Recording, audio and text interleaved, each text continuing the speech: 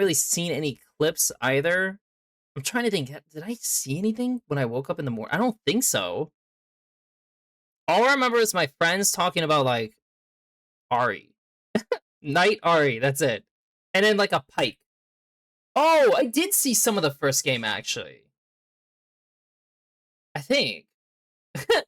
Yeah, he played Shen into Camille. Okay, I do remember some of that. I was more focused on the Mexico versus England match for World Cup. What's up? What's up? Yeah, nah, I definitely... Definitely remember that.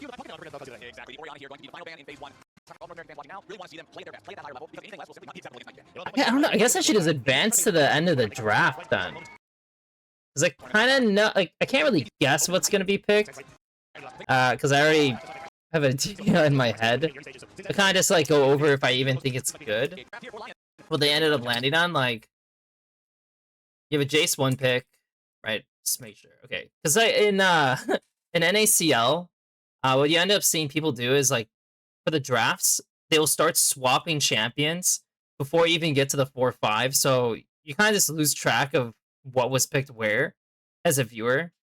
But here, obviously, they don't allow it because for that exact reason. So they Jace Slam, which, I mean, unfortunate for Dokla, seeing as Dokla has been struggling. Rise Camille. I mean, I know the Camille party's been going up a lot. It's still not like the most OP thing per se, but by them taking Camille, it does open up playing like these mages. Because the mages can be self-sufficient, which then means your roaming support can be a lot stronger. Which is surprising, the fact that they don't ban for it. But at the same time, I do remember parts of where Berserker's getting kills, so clearly like they had a plan going into it. So I assume they let it through for that specific reason. Slamming Lee is also interesting. I mean, granted, Inspired is a good Lee, so like I'm not even gonna like say it's a bad thing by him necessarily. They want Jarvan. Really don't feel like I want to play Jarvan into these champions, but they just... Why would they take him? I feel like there are definitely better options to do versus a Jarvan in this game. So they have a Jarvan and Camille that are diving, which Shen and Cassante are both pretty happy about. Even Talia is like pretty happy about that. The only issue is that if they can't do anything to Rise or Jace, I mean, like, those champions will rip you apart. So despite, like, 2 parts of it I feel like are not the best by BLG, on the other hand, these, like, solo lanes could just murder everyone, so it might not even matter. And the engage by Lyon is basically all on Lee, right? Like, it's entirely on Lee. Which is not also exactly what you want. Like, I don't think a Shen taunt is going to be winning you the game. At least I don't think it should be winning you the game. When you're facing off 5v5 in front of each other. And he's the only flanker. Yeah, dude, Inspired literally has to be 1v5 for this game. Like, for fights. Unless, like, they just smoke them in lane. So that... I don't really care for that by Lyon. No, you already know Cassante's not going to do anything in lane, so...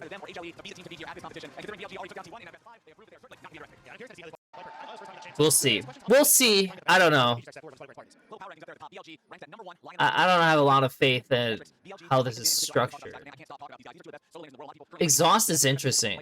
I've burst Mel. Like, I've done, like, some 1v1s versus Mel when I was strong as, like, an MF. And he still was able to one-shot me, which is just nuts. He really gets his flash like that straight up? Some stellar performances up against T1 as well, where he's able to get that early lead. So. Okay, I mean... That is pretty ridiculous that he actually walks up to auto attack the Trist. Like that is a little ridiculous. So it makes sense that he has to flash, but that is so stupid. That's actually so stupid. Oh my god, that's my favorite thing about like some players who end up playing mages. Like they just over focus on like continuing their autos when their CDs are not like up, and they just die. I mean, like Jace just like dying to like Elite 3 camp. Cool. I mean, like he was probably gonna plan to base anyways. Them getting kills bot, but like he dies like to Mel damage. And like my least favorite thing about Mel is, so look at his HP. So I don't know what his execute range is. Oh, dude, that's crazy. He probably had like 100 HP and he got executed. Like, that's ridiculous. That's actually so ridiculous that a mage champ has that built into the kit. But sure, you know, give him an execute, whatever. I guess BLG is like investigating to see if they can find something around in the camps because Lee did the 3 camp top. So he's a little delayed. Interesting, he went double Ruby. I wonder if he did that in anticipation that he might be fighting in his bot jungle and he's willing to trade HP to secure the camp, and so that might help him live. That, because usually you do what Jun does, right? You do like the longsword Ruby because like you want a little extra damage. It helps you clear because like obviously double Ruby doesn't help with your clear at all. But it's like these small things that I'm gonna just try to assume back in his head. That's what he's thinking. And this doesn't turn out that bad for him. I mean, he secures his camps. Nothing's happening bot, so, like, they're fine. They're chilling. Oh, that's kind of funny. Yeah, when the bottom lane mage gets fed, it means 2 things. It means, 1, you're also... I mean, he was very clearly going to block it. Isles goes back in for the taunt, as now Lyon is going to full send it here with the 2v2 on very low. The explosive charge about to detonate. Yeah, okay, interesting.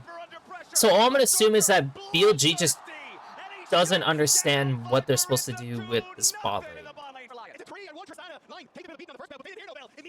Because there's no point for Camille to go in. If this guy gets hit by Mel E and then the Q, like, that's great poke damage. Like, they can't do anything. The Shen has no flash. They'll never get on Mel, so just secure the wave and let Camille go do her thing, and you can win the game. Like, send Camille mid, Ryze could flash on Saints, and you might get a play. Like, that's how they need to see the game, but they're not even playing it that way. They're just, like, trying to impress, and then they're getting smurfed on. That kind of sucks. But they do get a kill, so, like, good on Isles to actually be up here to read it. I feel like my YouTube stream's a little laggy. Or not YouTube stream, the VOD. For doing 3 times. Maybe I need to slow it down a little bit more. Okay, this goes through. So yeah, they instantly go for a 4-man play with Ryze. And like obviously like the supports are gonna start moving around and like messing around, right? So I will say that the Mel is not gonna be in a great position. But I mean, you would have to have exhaust to go in, because I've been in that situation where like if you just jump on them, you're just gonna die. He'll just throw the E. Of course, if he has flash, I mean, yeah, he could flash it, and then maybe that's a way to go about it too.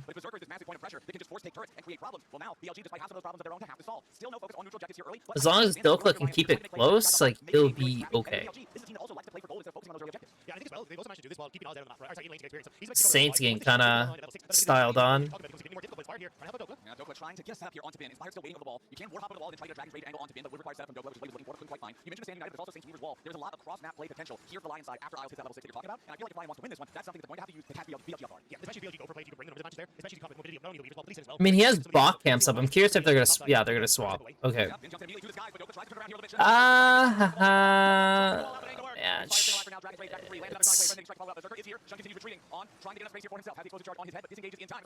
That sucks. I mean, like, they're not gonna get anything on the other side, so upside for Lion is that they get the full grub, so there's no trading onto bot side. And they should swap the duo back bot. Like, really, God, I guess he really doesn't trust this guy fighting the Jace more, but like the Cassante into Mel, I don't really like the idea, because I feel like the Triss is not going to do anything into the Jace, and so both your lanes are going to go down on the quest, and these guys are going to finish their quest first, which does matter. I mean, the Jace will get more XP, the Mel will get more gold, So, yeah, they had to swap. I'm like, for sure, once the grubs are secured, you're always swapping. I guess they're just waiting for the cannon to align so they like don't possibly lose anything on the swap out, and that was it. They do need to build up drags. Like they're definitely the team that needs drags. BLG could trade out drags to get scaling, and that would be good for them. But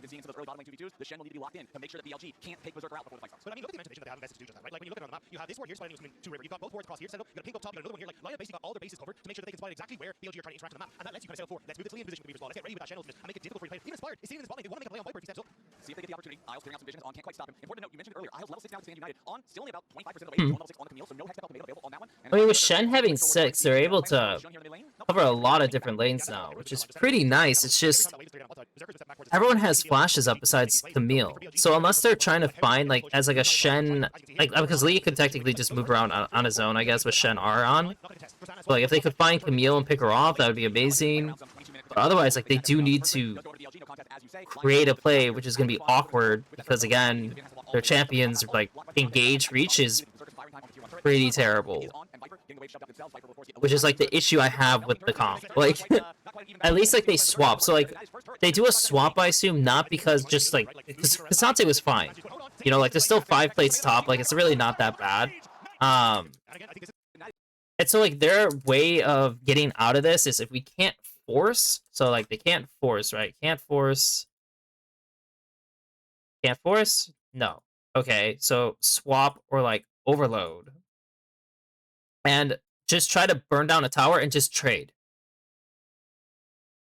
That's the idea that they're going with, which is perfectly fine, honestly, because in the end of the day, if they can't progress and the lanes are just even, like I said, they're gonna lose. Like they need to do something to open the game up in some way, and this is their way of doing it. So it also aligns with like Lee Sin, right? Like he did his bot camps. There's nothing to lose on bot side. And BLG's like, okay, if we're doing this, then obviously the next focus, if we're not gonna go fight them top side, so and we're, you know, if nobody's doing anything bot side, let's go mid, right? That's like the most obvious thing to do. So they go mid. The fact that Rise is the one who gets caught is pretty rough. Like, I mean, he could have flashed this and then nothing comes from it, but it's still advantage for Lyon because they actually took the top turret. But he didn't respect, and they get a kill. The only downside is, again, he has flash, so it's like, as a repeat play, it's not exactly there. And the Shen now has 5 minutes over, like, can't do too much, same with Lee. Unless, like, of course, you know, they find a pick on side from a guy inting, which is, like, which they can play for, right? They can play for that look. But they do have, like, a 4-minute grace period of not much.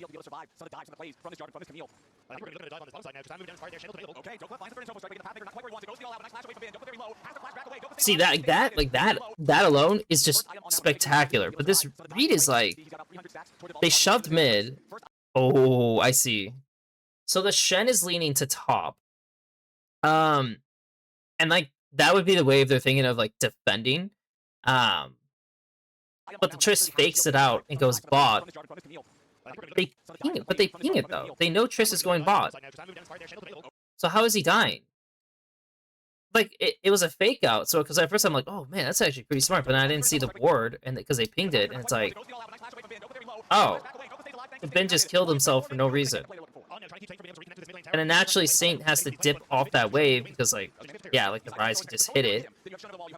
But why did Ben die? Like, that actually makes no sense on why he died. And then of course we have Shen, who has no flash, no R, base checking the top jungle, which makes again no sense because Lee Sin's not even there. Yeah, the Ben classic. Just, dude, come on, man. Like, just come on, Ben. I mean, because he's obviously better, right? He's obviously better than Dokla. Just play a clean game and you'll be a monster. The first death was like fine, just because it's like it's a Lee Sin 3 camp. Like, okay, sure. But like for Isles here, there's no need to walk in here, right? Like the Lee is bot side, the Cassante's on the wave. Just like place a ward to see if they're gonna shift up, and that's it. Like that's all you need to do. So kind of sucks, right? It's also on Herald timer, so like it's also pretty obvious that this is not gonna be great. Like the chances of them being there is pretty high. And so Dokla just has to kind of. Oh my god. Okay. Wow. That's... So there's some shenanigans.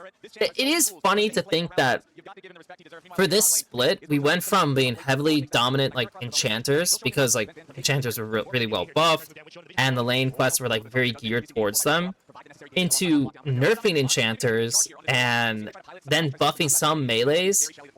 And now we're just having them playing a complete different style, and some players just aren't used to it. They're just like not used to playing this.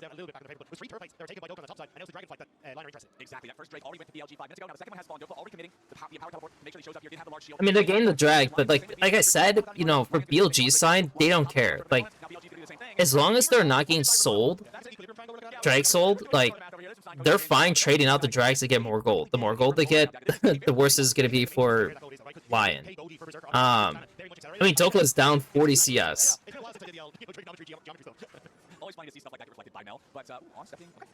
It's interesting to know that their main plays have come from just moving Berserker around, though. Like, he can take the wave, but, like, at this point, Mel will just one-shot the wave, and you're pretty even. So the Lee, like, I feel like they have to... I feel like at this point in the game... Okay, there's literally a play happening while I'm saying this, but I feel like they need to split Lee and Shen more, and Shen needs to show and make it seem like they're playing on one side.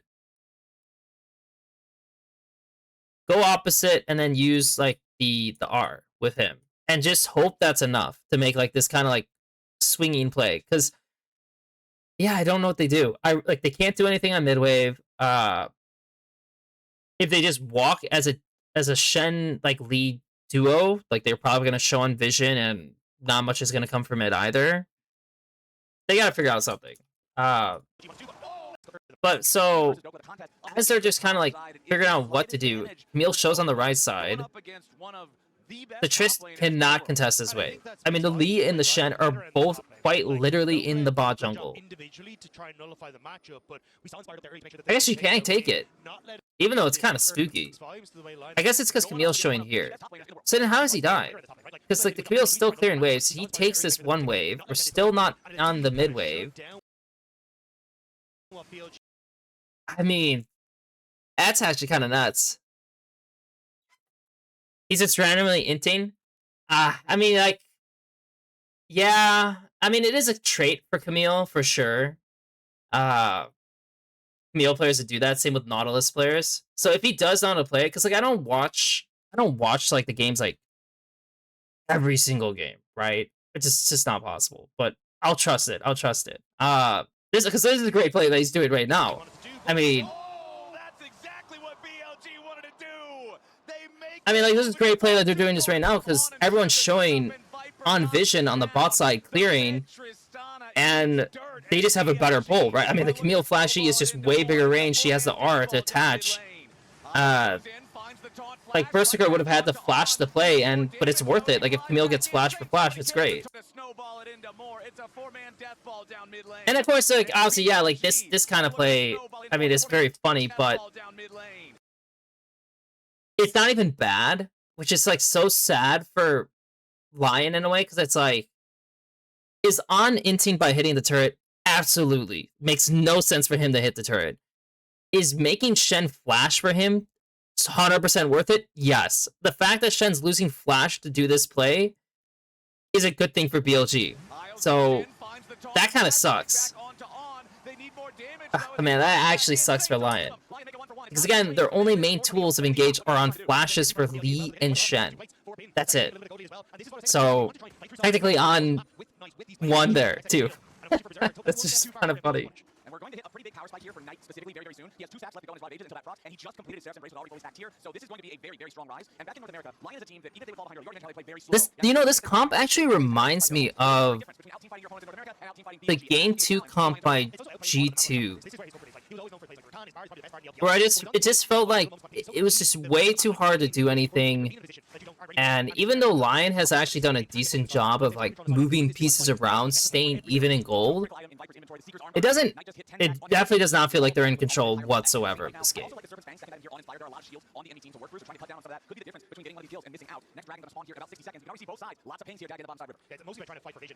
But they do need to do the play that I said. They have to have Lee and Shen split up, and they need to like actually get something going. Like, I probably can leave this on 2.5 speed, and we're just gonna see this steadily get worse. Probably.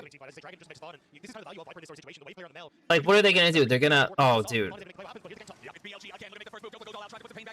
Again, trading out the drag, it doesn't matter. Like, it literally doesn't matter. Which again, I guess also shows that Lyon needed to put more priority on getting early drags so they could actually force Soul to force BLG to not be able to stall out, which again, yeah, also bad.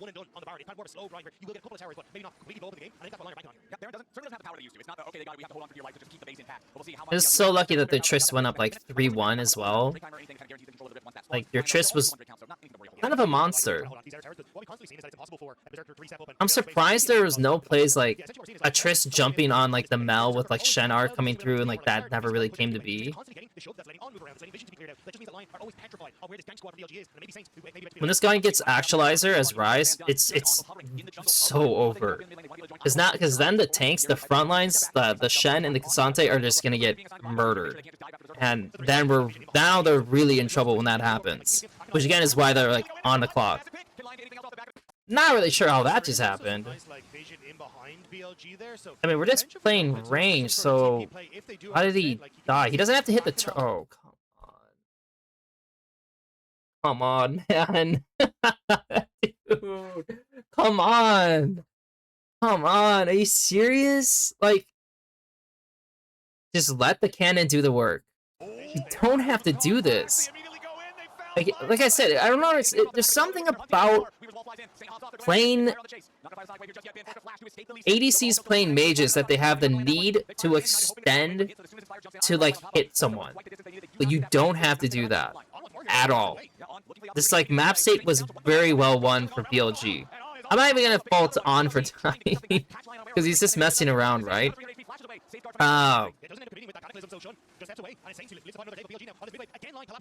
Just come on, Viper. Like, this game is on easy mode. He literally has to do nothing this game. Like, think about the kills he got in this game. It was basically Berserker running into him, which gave him a double. And then the third kill, I don't actually remember where the third kill was from. I don't even know if I've seen him press R this entire game. The Mel? I don't think he has.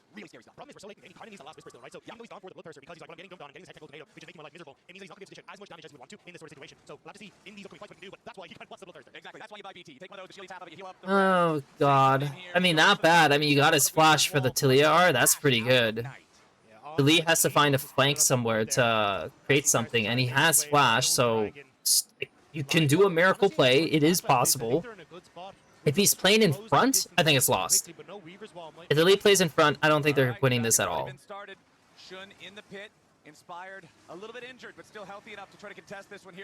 We're just gonna 50-50 it. They're just gonna 50-50 it. Okay, so he gets it. Run. That's it. Huge win. Huge dub for them. Like, damn. I'm actually surprised they got the dub. BLG's so scared. They're so scared to go in. Does Jace not have a pink? Oh, come on, bro. How long has the Jace been on the map? Okay.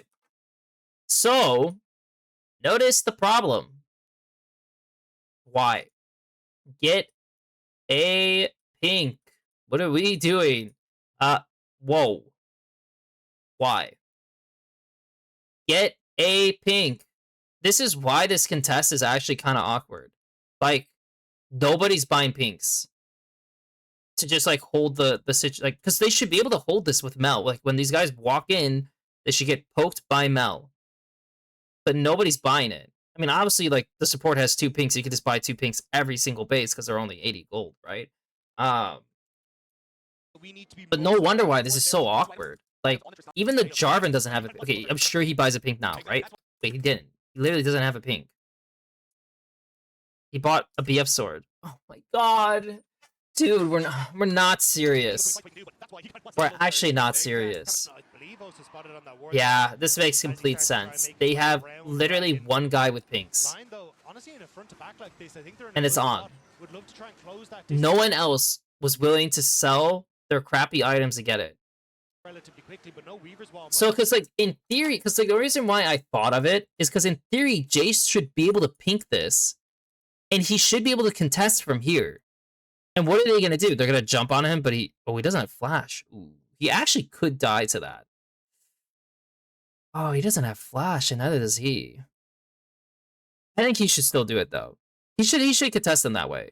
But he should pink this and just make them come over, and if they go...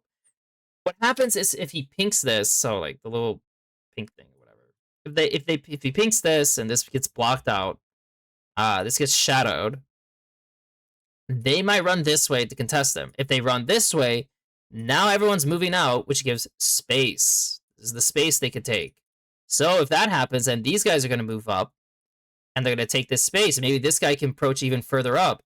Now they're pushed back into this area, which is advantageous for BLG. Because now Jace has more room to do what he wants, because then he'll re-enter. Like, that's how they need to be playing this. But they can't, because they can't deny any vision. Like, none. That's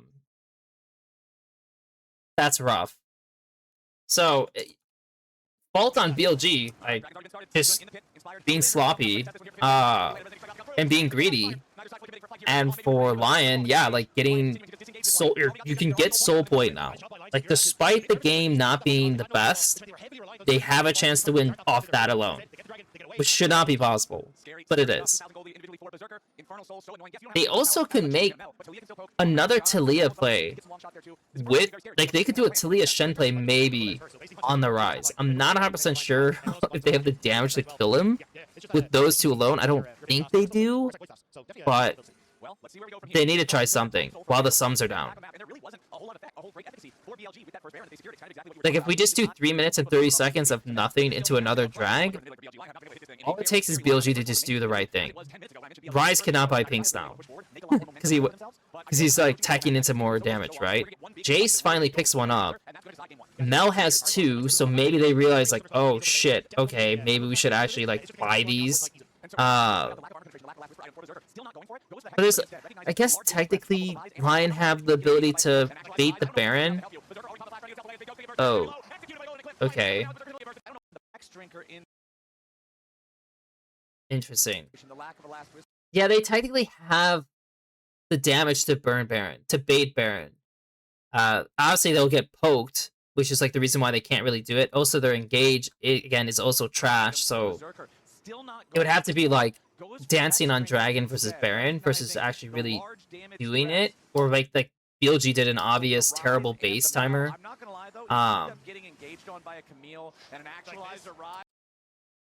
Oh, Doka committed to... I see. Well, good on, because like they keep seeing like, is Berserker solo contesting this? He's like being a human ward. Right? Jean is a human ward, just seeing like, is anyone showing here? Which means either they're here, like here, they see Lee's like around here, which then kind of gives you like the idea that, oh, well, I don't think Camille will die if she sends it here, because they're going to be late to respond, right? Like, it's going to be slow. So, good on him to look for that. And the fact that he didn't even burn Flash, like, he just got Triss Flash for free and baited Cassante in, like, oh, shit. That was actually so well played. Lyon trying to get away for now as Berserker's in a little bit of danger. Does taunt up Shun as now the route down onto Inspired. He's in a little bit of danger here. Viper firing back. Inspired looks for a little bit. Yeah, I mean, I'm looking at the Lee, and the Lee's just so useless in this situation. Like, nice Sonya's. He was quick too. It was a quick Lee look. I mean, he almost had it, but he got baited. Is what it is. I mean, he knows he's dead as shit once he did that play. Because he not only did he use his ward, but he also flashed, so like he has no outs. None. and then they die. Damn, good. Lyon are eviscerated. 5-0. It was so I have to say, you know, it's funny to think that I was talking about on, but like also just kind of general on like sports having to switch to melees, which yes, a bunch of them have played melees in the past, so like it shouldn't be like too weird. But the adjustment can be a little off sometimes. But damn, he actually did have a good Camille game, despite some issues in lane and a few ints. Like the key moments of them advancing on the map all came from on. Like the two looks on mid is what broke this game up for BLG. Like to like push the game further. Viper was like pretty whatever. Not the greatest Mel game. I just think the draft was just not good. By Lyon, it just, despite getting kills, it just wasn't good. I don't even know who I give the MVP to for this. Like, Jean was just okay. Knight was fun. Honestly, it actually, funny enough, might be him. Like, because I'm just trying to think, like, what happened in this game. And generally, most of the things that happened were from on, good or bad, it came from him. Like, everyone else was just kind of moving their way. So, yeah, the guy I talked a little trash about was the guy who probably is the MVP of this game. Well then, let's go on to the next one. That was, dude, that was not a good look by Lyon.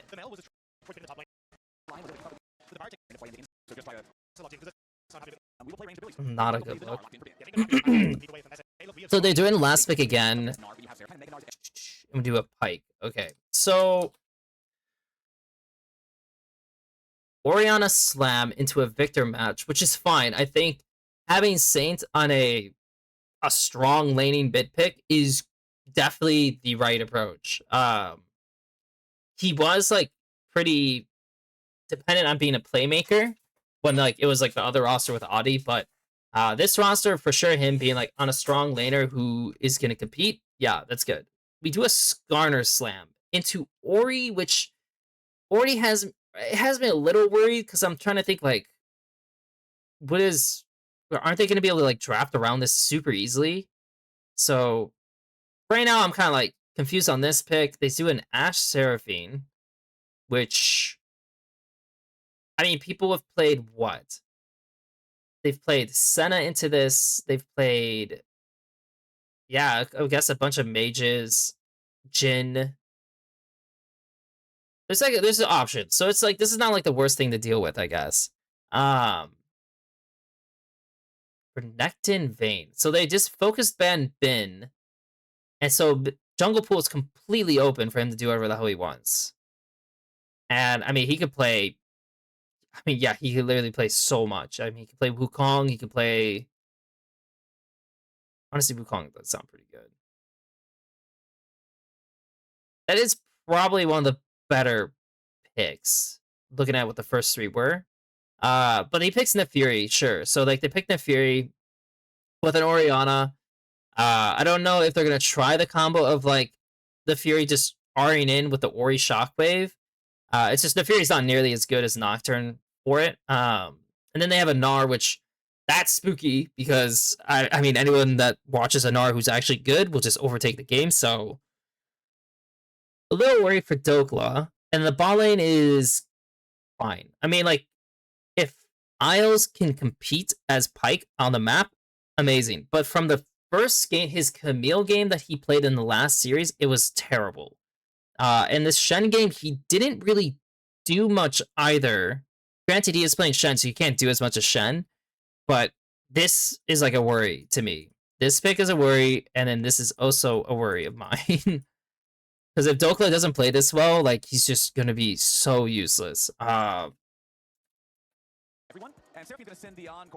Let's pray. Let's literally pray and hope that none of it is like, as bad as it looks. All right, let's see how level 1 starts to shake out for us here. The BLG here gonna wander slightly into the enemy jungle a little bit, but I was gonna see him come and go ahead back away on this one. Checking counter spells and everything. Also seems to be pretty normal. Important to note though, since Berserker's on the zig, taking the teleport in the bottom lane, that is going to give them more options for rotating around the map as the game I've seen some Skarners do Hail of Blades. It's actually surprisingly pretty good. I don't know if it's actually good on jungle, but I saw a Skarner support do it. It actually makes sense. I mean, you get all three of your like autos, enhanced autos with like the buffed HP percentage off, and it's a lot. It's probably more than Grasp for sure. The only downside is then you're teched into Red Tree, which is like not what you want. Like everything else in Red Tree is like pretty useless.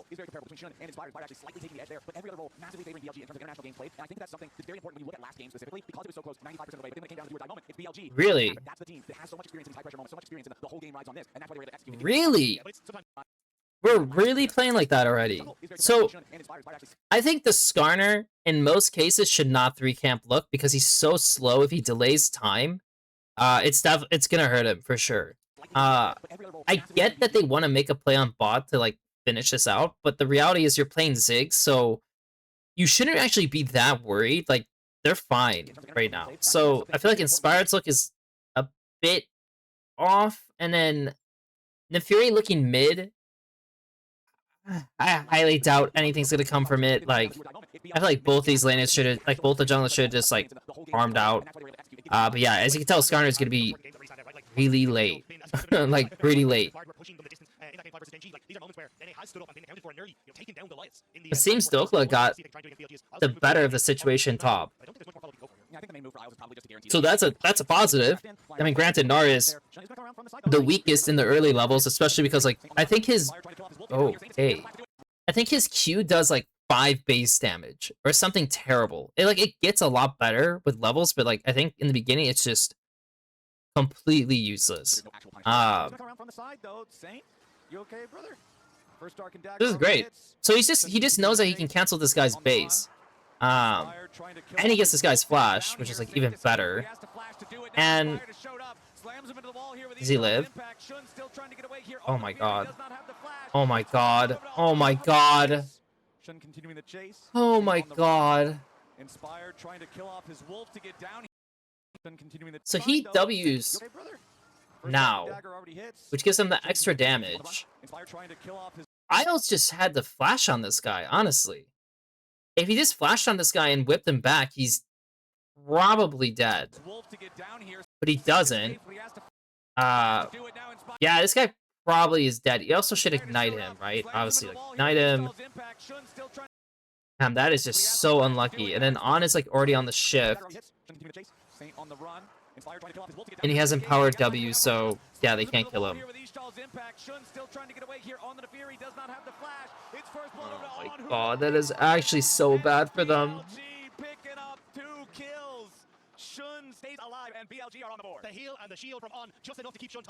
And he gets the crab, so he gets 2 crabs. Oh god. Just unreal. And then Inspired ganked mid, so he still hasn't even done some of his camps. I guess Dokla just randomly died, so... And that's after... No, Dokla did not base yet. And he had half HP, so how the hell did he die? What? What even happened? He's getting ran down and killed in Mininar. Okay. Sure. Sure, man. Hysterical that Zun Jun cancels his base. Cancels his base to save the pink. They do get the pink still. But he has a really good start to his buy. Like, really great start. Oh, they're showing the replay. So he is trying... Oh, dude, that's terrible. What is he doing?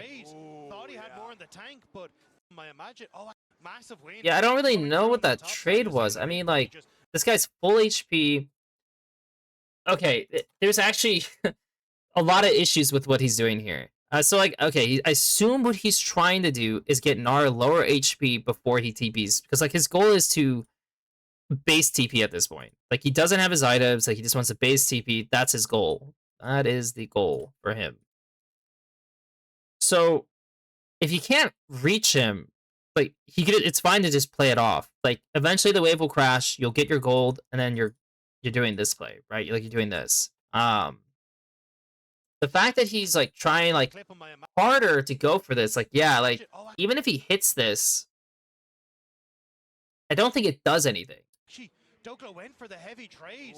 Thought he had more in the And the tank, lethal but tempo is Finn, definitely what sells so it. much Like damage thanks to that lethal normally that would tempo not be a flash kill, but forward. because it's lethal tempo Gnar, yeah, he just dies. And now the Gnar has tabbies, so like now the Gnar is just like big chilling. Like there's just nothing that's gonna happen to this Gnar against the Mbessa unless like Skarner's ganking it. Dokla level 6 though, Ben does jump forward once again. So Ben still needs to finish out these creeps. It's rough. Like, that's super fortunate because now Ben going to be in a position. And where Jun he has only time had to do what? leverage Jun did his this 2 early camps game. and now he's sitting on top side, no flash and Mbessa. Fishing for a bit. He's got back, but yeah, the advantage you get with this now is being able to push forward, look for third place, try and get Okay, he's respecting. That's nice. Also, he's respecting because he has what the hell is it called? He has the ward spotter, which I don't think they realized that was gonna be the case. So the second it reveals, he's like, oh, okay, Neferi's here. So that's pretty funny actually. That he gets that little advantage. Damn, that's actually high value. That's a lot of high value for that.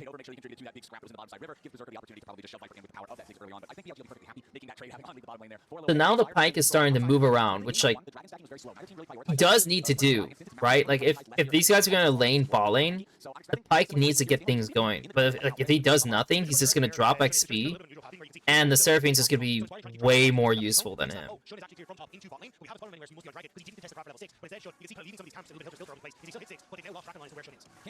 They are also worth confusing your opponent. Play more valuable. Money or confusion. That's the name of the game. Spin goes in, put a negative on Dokla, immediately reverts to mini form, continues chasing once to get that last hit there for the hyper proc. This is the boomerang though, and Dokla's very thankful for that because his health bar is already compromised here. Does still have the public execution if Bin goes too far. Fires off, and no, Bin just walks to the side. So easy there, avoiding that potential engagement. I don't even know if that's Boomerang though, and Dokla's very thankful for that because his health bar is already pretty compromised here. Does still have the public execution if Bin goes too far. I mean, it doesn't even seem like that'd be that great. I mean, like, if they're tracking Jun at this point in the game, like, when was the last time they saw Jun? Was here, right? Which means they know that he's gonna full clear from bot to top, most likely. And, like, they know he's not on drag. Like, he could be on red, I guess, right now, but he's, like, just advancing the secondary camps. So, this movement is very obvious for him. Like, they know he's not on this. This is not a play. He could look on mid, or he could be clearing up and then looking on top. So you're going to get matched on this play, but you're playing Skarner and Bessa, and if Bessa goes in, probably dies to Neferi. And then Skarner has to deal with Neferi, which also doesn't sound very good. So unless like the Pyke was involved in this play, I don't really know if it's going to amount to much. It looks like the Ori also is freezing mid-wave. So there's 2 plays that Lyon has to focus on. Either if they, and also they did this top play, wouldn't this be bad? Because if they went for this, what if they guessed wrong on here and then Neferi's mid? Because Victor has no flash. Like, this is like spicy. You can say S, spicy. This here, it's kind of spicy, but I mean, if the Gnar has E, I guess because the Gnar doesn't have E right now, right? 10 seconds. This is like why he's going for it. Because if the Gnar has E, he might be able to get out still. Maybe like the Skarner has to flash on him. But like I feel like Victor dying would be pretty bad for the game. For sure he has to be going because of that, right? But he misses. And like again, Mbessa R got nerfed. Like it's a longer delay. So yeah, good players are probably going to be able to dodge it. Especially in this open space. Now that Neferi is putting her focus on mid, we see an Ash Arrow. Oh my god, you're kidding me. You're kidding me, man. Just, oh my god. And at times with grubs too. And Skarner's too weak to actually invade and mess with them on the other side. But they're not going for it because they spent ultis, is that why? It's because Berserker's here. And now with the resources spent, Because these guys were prepping to swap anyways. So like the pick And now with the resources spent, you don't have the arrow, you don't have the Meganar, you don't have Shun's ulti. You're going to see BLG back away from the grubs. Inspire's going to try to secure those for now as Knight goes ahead, takes his recall. I don't know, I'm probably like fine with it on BLG's side. Like, yeah, I guess in the end, because these guys swapped and you weren't swapping, like you can't really contest the grubbies. Like you do get like Seraphine's flash, but again, it stalls time on like Skarner doing his clear. Meanwhile, like Nefurious is kind of just progressing and doing whatever. And it also means Dokla is again isolated. He's isolated again, so he has to deal with this shit. Ash was able to get a plate, and so she got a little bit more, so she's like fine, like kind of happy. Not the worst. I mean, it's not like these guys are even hitting the turret really, right? So the grub's value is not that high. It's just nice for Skarner. Damn, what? Are you kidding me? You're pretty done for as Isles coming down in here to the bottom. Unreal that he actually doesn't have to. I assume he goes, right? Like he goes, and that's all he needs. He just goes out, and that's it. Oh, he did have to flash at the end because of the satchel. Damn, I can't believe Pyke wasn't actually able to get him though. Damn. I actually can't believe Pyke couldn't get him. Should have been able to get his flash sooner. Yeah, Knight going in after Saint here, continuing to just put damage into that health bar here with the clockwork. Oh my god, he almost just killed him. Saint stays alive from drinking the potion as On is about to die down here in the bottom lane. No, they got a pick. Nice. Viper down to 200 HP, but Shun is hanging around in case Lyon goes too far. You can see, but it does mean now mid is start. There as the arrow fires out, collides into Berserker. Shun shows up, ooh, but he's not yeah, the Skarner showed. Couldn't commit. But again, I think the most annoying thing for Lyon in this situation is that because their solo lanes are losing, even when they're making these plays bot, and it's like, okay, our Ziggs is getting a little bit more ahead. Okay, like we got like the sums of this guy.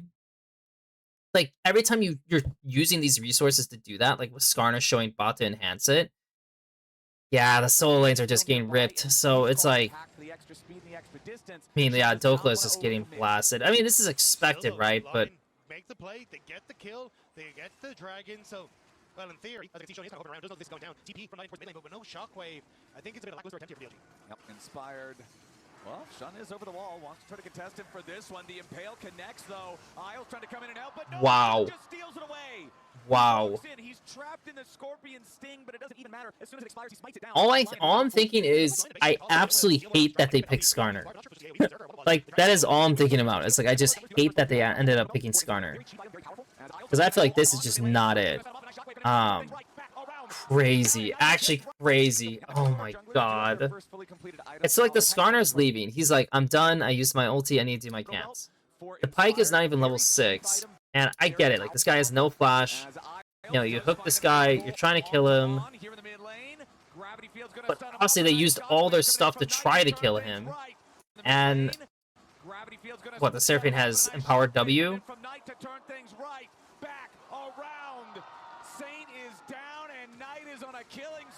Oh my god.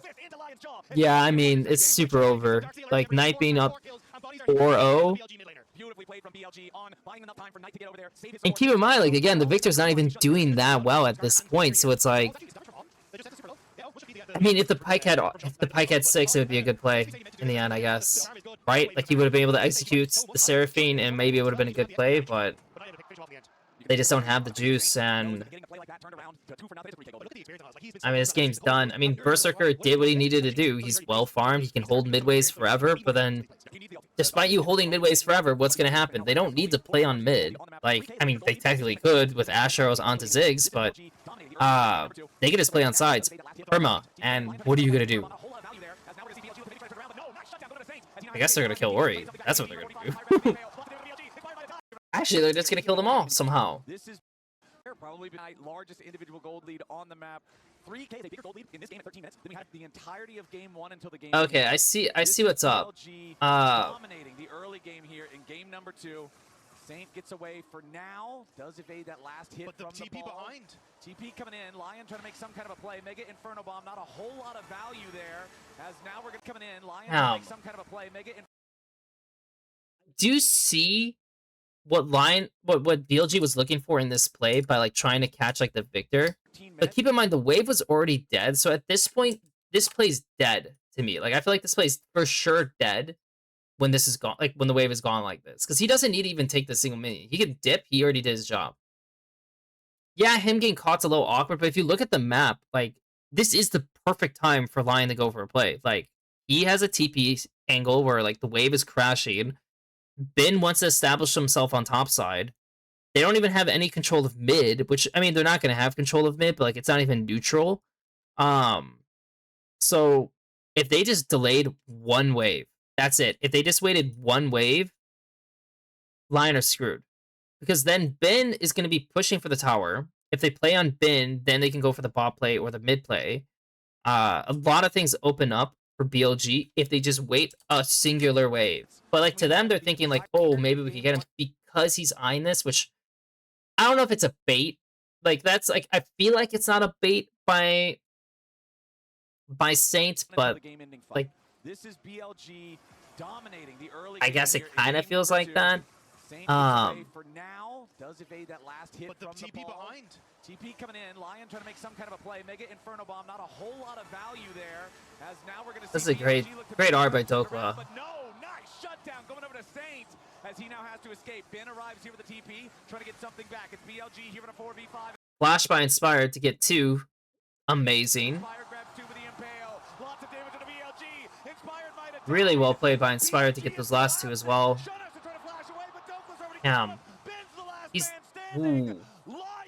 Does he die? Oh, he just killed himself randomly. And this guy got out. But still, that's such a good play for Lyon. For how bad this was going, that was such a good play for them. It's just a good call. BLG don't see the movement from Lyon to try and get in behind them here. It's the immediate TP with a single creep on half HP before it dies. Dokla gets that teleport in, and then it's all hands on deck. It's Dokla who tries to go for on, I believe. Actually, no, just immediately goes for Knight. Knows that flash was burst to kill earlier on, and everyone moving away here. Same with a good flash away from Bin. Good by Inspired too, because if you're thinking for Inspired's sake here, he could try to play out with Flash, but he's never getting out, right? Like he's dead as shit. In this situation. So what's the one thing BLG won't anticipate? Well, Viper has no flash. On has no flash. Zun does have flash, but like also funny enough, the satchel actually kind of saves Jun, but at the same time, it does prevent any dodging by the other two. So both Berserker and Inspired like just timed it perfectly. Good for them, man. I mean, at least we get to see some of this, like, heck, good for them. Like, I want to see Lyon at least not get completely eclipsed, right? Yeah, I don't want to see them get eclipsed. And the Skarner value will go up. Like, it will go up. It's just, for how the solo lane's played out, yeah, I mean, there's gonna be problems. Lyon trying to move up, challenge BLG here at the Rift Herald. Mega Inferno Bomb finds damage, trying to move in arm's reach. There's no TPs on top. The Ori is hitting top wave in front, even though they know like the Ziggs is like sort of soft contesting them, which again I don't really agree. Like you shouldn't hit top turret. Like it's like again one of those classic things where like you're trying to do two things at once, right?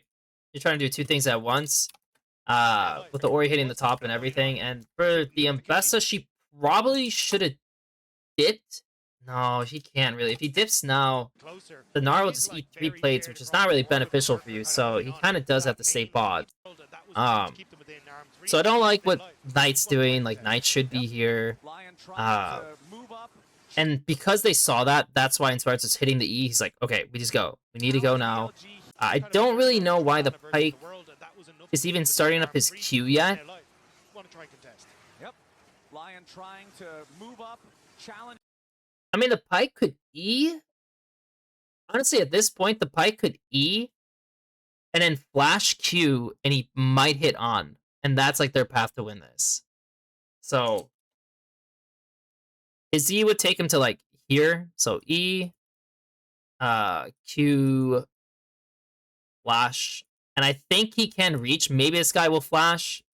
Maybe. Or maybe you hit this guy, which is kind of the goal. And then you save your Zigzar. And they might actually be able to get a pick and get the Herald. And now we're like really cooking as Lyon. But this is all on Isles to like see this. Like he needs to commit to this because like this is good. This is like an exposed situation for BLG. But he doesn't commit. Now he commits, but did he lose his Q? Did he lose his Q when he flashed? He did. Oh my god. Oh my god. Okay, so Isles just giga grief this. So now they're committed despite anticipating that Isles was going to get something. So now they're like in a bad zone, playing as a flashless Skarner, a flashless Pike, a flashless Victor, like against. I mean, there's no way they're catching them at this point. There's literally nothing they can do. And the Ori is slowly approaching. So at this point, they're just playing for Herald and out. That's it. Herald and out. There's nothing else they can do. Which they do get. So that's pretty fucking amazing. Run? Did they kill them? Really? Oh, no. That's what I thought. Oh, no. Oh, my God. Guys, come on. Okay, well, now Inspire just committed to dying, so that's cool. Protoplasm harness ain't gonna do it this time, as Inspired is about to fall, and in the ground. Damage only on. As the Herald is secured by Inspired. On gonna be careful. Dude, they were good, man. He's caught in the gravity field. On is about to die. That's it. You don't have to go any further. That's it. That's it, man. You literally missed everything.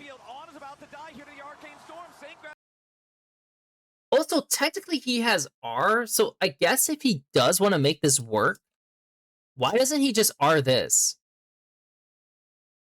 Yeah, no, Isles played this so bad. He actually, okay, obviously if this was Carrier, it would be, T1 would just win this so hard. But even despite this, like, they got the first pick. Interesting enough, he actually could extend this. Because at first I'm thinking, like, do you really want to continue this? Like, I feel like I just want to get the Herald and we're good. Because, like, the second Ori shows up, it's going to be scary, right? But because he got the reset on the R, he could reach this. And I don't know if it's going to work out still well. What are the Ori's items at this point? She has no defensive items. So, no resistance, no Zonias, no Mercs. So if he hits this, and he calls Ori, and he gets the stun on Ori, I don't know if they actually kill him still. Because they all have to walk here still. And so what? He's gonna be stunned for like, I don't know, like 1.3 seconds or something. But the Fury will R him. And I'm pretty sure he will instantly die. And it's probably nothing still. Yeah, it's probably literally nothing still. Yeah, I mean, look at this. He literally, like, if the Fury just, like, does this, like, he just dies anyways. And so then they're positioned here. But I guess the Ori did get to damage him too, right?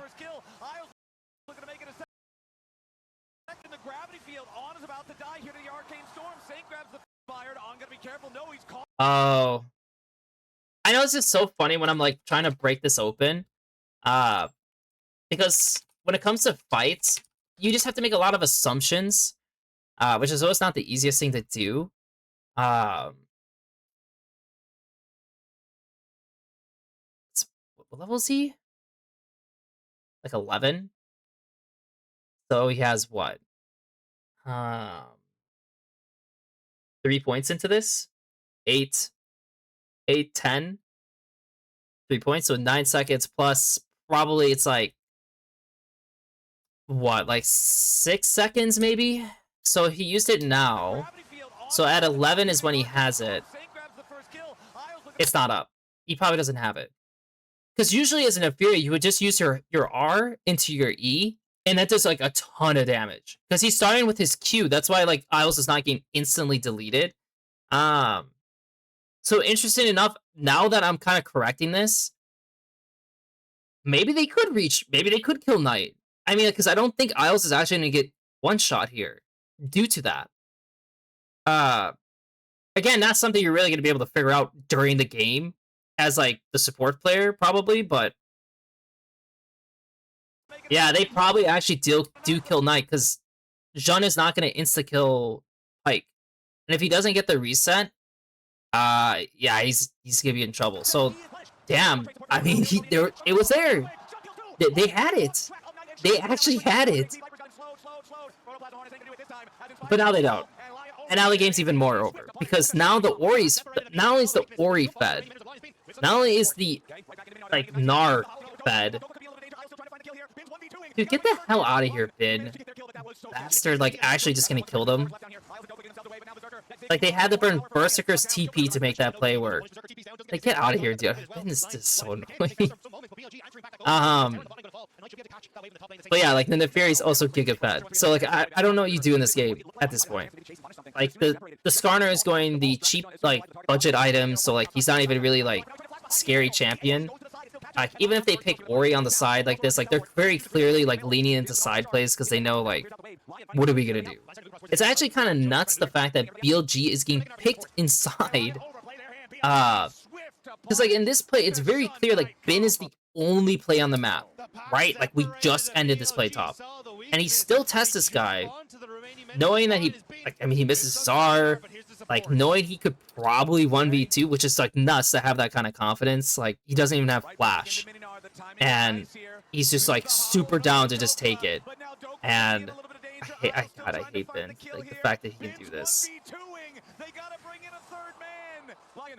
And of course, naturally, then these guys are coming for base, so they collapse on him, and they kill this guy. But then naturally, what's happening to Lion's head is like, oh, well, what if we made a play on topside because they all just ran bot?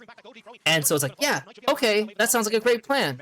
Like the Seraphim's establishing the vision, she has the base, they're doing the dragon. So yeah, the play opens on topside, which kills Knight. So great, like. But they also burned Dokla's TP. I guess they were thinking of trying to kill Bin, but don't think it's gonna happen. I know, Bin is, I actually don't know how many top laners are, like, true psychopaths. I mean, a lot of them can be, like, dumb. I guess, like, there's a difference between being, like, a psychopath, and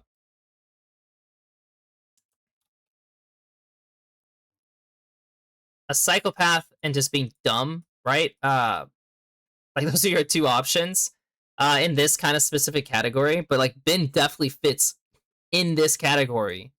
And there's, like, junglers who are like this too. Like, there's, like, Owner who's, like, a jungler like this. There's actually the TSW jungler is like this. Is it his toe or Hitso? I think it's the other. I think it's his toe.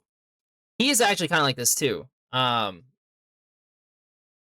Yeah, the Shy. Yeah, literally the Shy. And, like, they just test you on every single, like, wave, minion, side lane, even if it's, like, not necessarily the best setup for you.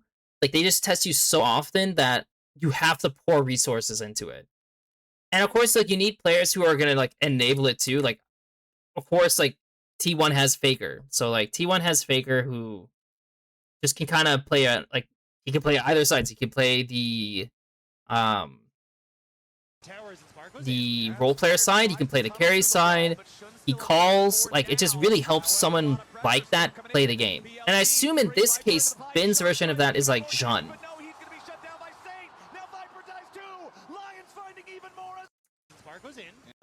They won coming out of this still. I mean, they used 2 ultis. Oh, he E'd in. Oh. He E'd into it. And Spire tries to tunnel through the wall, but Shun's still okay for now. However, a lot of pressure still coming in. BLG brings. Does he just get stunned by Victor W? Okay, so clearly Jean is trying way too much. And then Viper randomly gets stunned by the Victor W. BLG is so funny. Yeah, I mean, he has to be too. I mean, because he just, I mean, he doesn't necessarily have the capabilities of doing it. And like, you have to play, yeah, he just doesn't have the capabilities to do it, but you have to play, you do kind of have to have psychopath behavior in lane, though, to play top lane, for sure. Like, there's certain matchups where if you just don't test them, it's over. Like, don't even play the lane. Like, it's just over. But auto lane, inside lane, like, yeah, that's something else. Even in fights, a bit, like, that can definitely happen in fights. It's just more prominent to see it in jungle because they are so involved in, like, all contests, right? Even for jungle camps. So, like, they're much more used to having soft contests compared to top laners. But this game is like, yeah, I don't know, it's a bit infuriating. I mean, yeah, it's pretty infuriating. I will say On has had so many good ultis as Seraphine. Like, oh my god. He missed. He actually missed against a flashless target. You're actually kidding me. He missed his R on a flashless target. Like, because this play they're making, if you look at the vision established, they have what? They see no one on the shallow vision here, so most likely BLG is here. Like, that's like what they can draw. This wave is shoved, which typically means they will have 4 people on mid. Typically, you would have 4 people on mid if that's the case. But this wave is also shoved, so technically they could have Victor on mid. So it's like a 4v4. An expected 4v4. The Victor takes a base. And what? Did they see? They have this ward here, which then shows these two. So they have knowledge that 2 people are not on the wave, so it's 3. So it's a 3v3. No TP's on, so nobody can answer. No Gnar, no Ambessa. Ash has no arrow. The best hope, I guess, is if On just like R's this way, which, to be honest, I wonder if that means Inspireds is dead. Does he just die? To make gold 12 minutes into the game. Now it's dead even at 21 minutes. BLG are going to have. Does he die? Like, if he gets art here, he's gonna get rooted by E, and then the Ashe is just slowing him the entire time. Isn't he just dead? Yeah, I think he's just dead. I don't think this is even a play. He's just dead. I guess it. I don't. Yeah, no, Seraphine has literally nothing on her. So, I don't know what they saw on this play. I guess he's just sending it. But at this point, like, yeah, I mean, the Pyke should just flash on him. Like, if he's in range to get executed, why would the Pyke not take it? This is like another mistake by BLG, and yet it doesn't happen. No, Ashe doesn't have R, and like that's like partially why he's going for it, but Seraphine would just R him because he's not unstoppable, right? Like, if he gets like CC'd at all, he just gets stopped. So she would just R this way. Wow, that is a terrible R. She would just get R this way, then he gets slowed. And then Sheik walks in, and what's the Pyke gonna do? Like, is he gonna stop the Ori? Probably not. So, like, at best, he's gonna get Protoplasm popped. Maybe he lives, but he's gonna be like 1 HP. And if he does get low, Baron's on the table, which is like also kind of spooky. So it's just, this is just like not a play. But again, even then, it's another golden opportunity. I mean, he dies anyways. He didn't even get hit by Seraphine R, and he literally died. But like, this is like a golden opportunity to get a kill. And if he kills that guy, I mean, he might be able to E forward and like mess with them. Maybe he has to kill himself to make the play, right? I don't know. Like, dude, that just didn't make any sense. That made no sense. Maybe Lyon can get really lucky because they have like a ton of like, not a ton of range, but like they have some good range. Wow, I am so glad Dokla did not take that away. I feel like if he takes this, nobody's getting there. I mean, maybe the Victor, I guess what Victor would do is Victor would proto belt. He would proto belt forward, press his R. I don't know if he has E up. Maybe that kills Viper. Maybe. But also there's going to be a Seraphine W. There's going to be a shield. The Gnar is literally going to jump on top of everyone's heads. Like, I don't know. I don't know if I really see it. Oh my god, I fucking hate him. I hate him. I hate him. I mean, they all have no flash. So, like, it's such a guaranteed play. So, god damn it.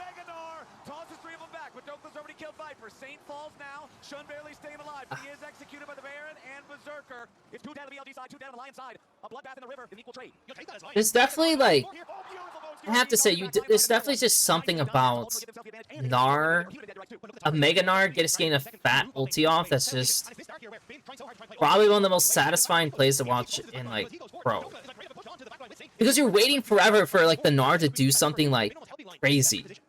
Typically, he just kind of, like, steadily kills people, but he just can have these big moments, and it's like, okay, yep, we're screwed. Like, you just lose the game instantly from it.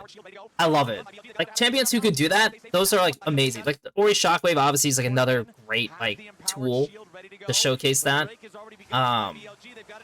Okay, he just lost all of his HP. Interesting. And then he's killing Dokla with auto attacks because of lethal tempo. Uh-huh.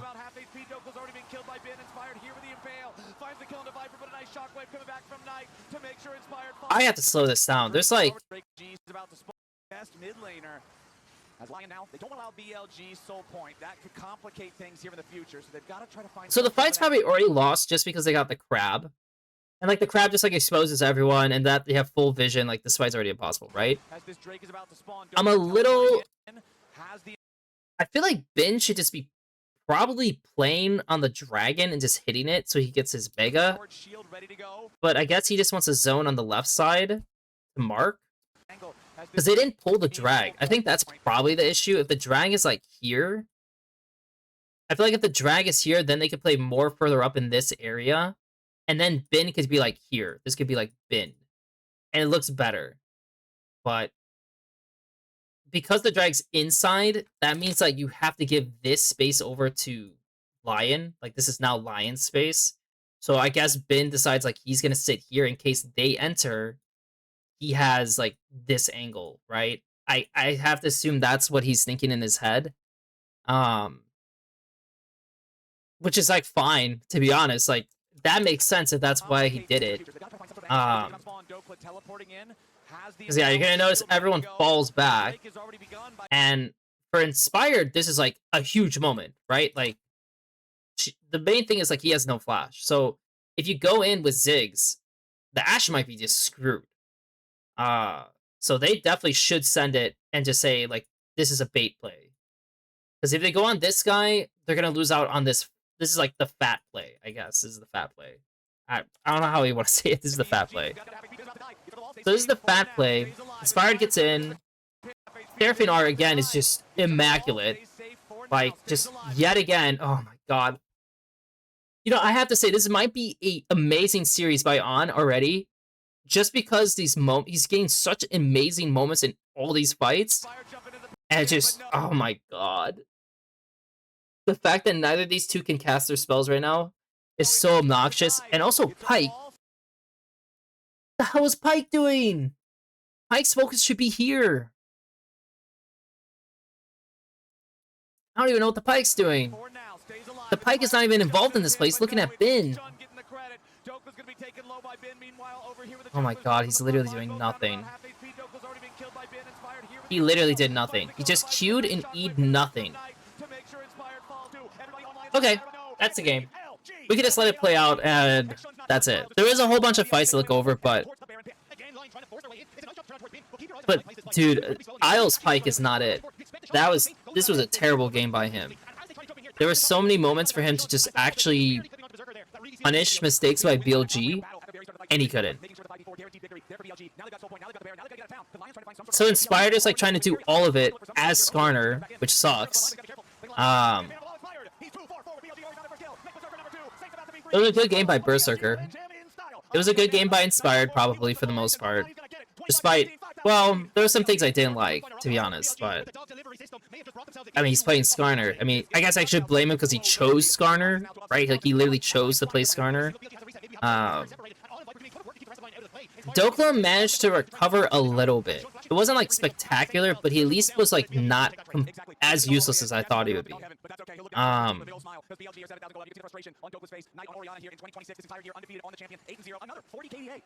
Viper's not really playing as well as he should be. I don't know if, like, how Viper's form is. Like, I always view Viper as, like, if he's on form, he's definitely the best ADC in the world. Like, he's just that guy. He can play perfect. Like, it's equally as obnoxious, but it's not just, like, playing perfect. It's, like, he will test you, but he won't int. Like, that's the annoying thing about him.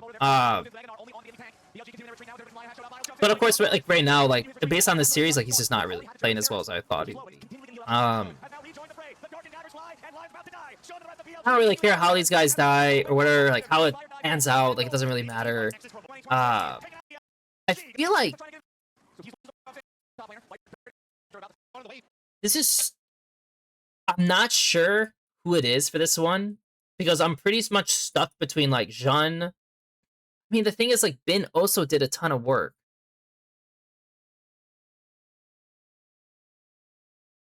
Jun had a good game. Jun had a pretty good game. On had a good game. Oh my god. On had a good game. Obviously, Knight had a good game. Like, maybe it's Knight for this game, but, like, these two were also great. And, of course, Bin was a monster. Like, I don't know. This year is Viper's lower. So playing more weak side champs. That's unfortunate. But Elk is still not that... Like, Elk is still not on, like, his best form either, right? It's T1.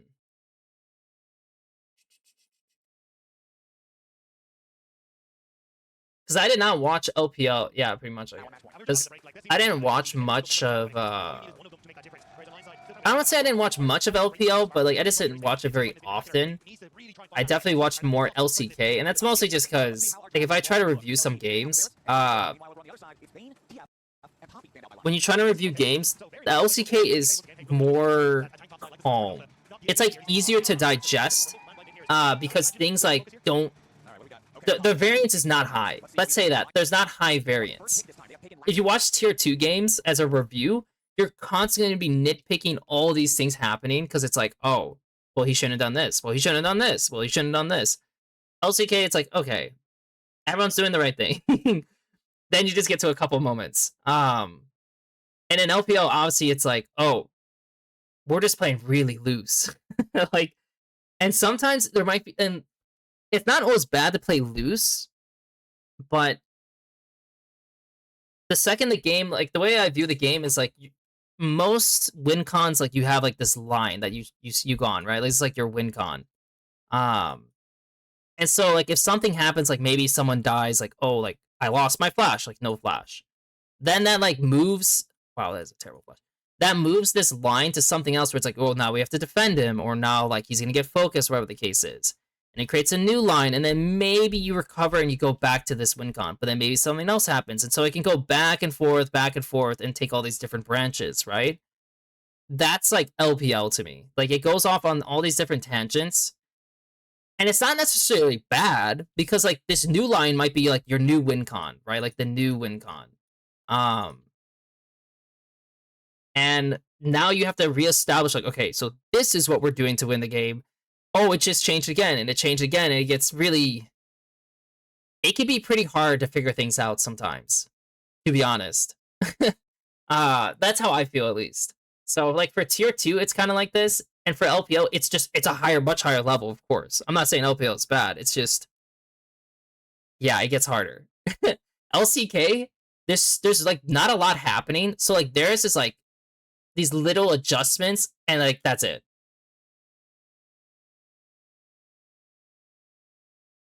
I saw that. I didn't watch the games, but I saw WE upsetting them, and I was just like, I don't get it. Like, like I have no idea how that's possible. Because the regular split should typically show a significant difference in performance, right? Like across like all those games. And yet it still happened, and you're just thinking, well, clearly the players are capable of it, I guess. Like they're capable. They just have zero consistency. And so yeah, props to them, but like it's kind of cool that they even had a shot to try it, but like I just yeah. And I do know that Knight is like on a run. Like he is the guy still. So I know Ben can go kind of back and forth. Ben has been good for the most part, right? They want to have their choice. I think like they have done well with this, but when BLG, Like in Mundo, the LPL in general, he's been like fine. you're like, open up the curtain call, 10 for fake monks, and then you're like, well, I guess it's in here, Or like, cause like I know for first stand he did not have the best time before first stand, but they made it and he just monster destroyed everyone. Like in classic fashion.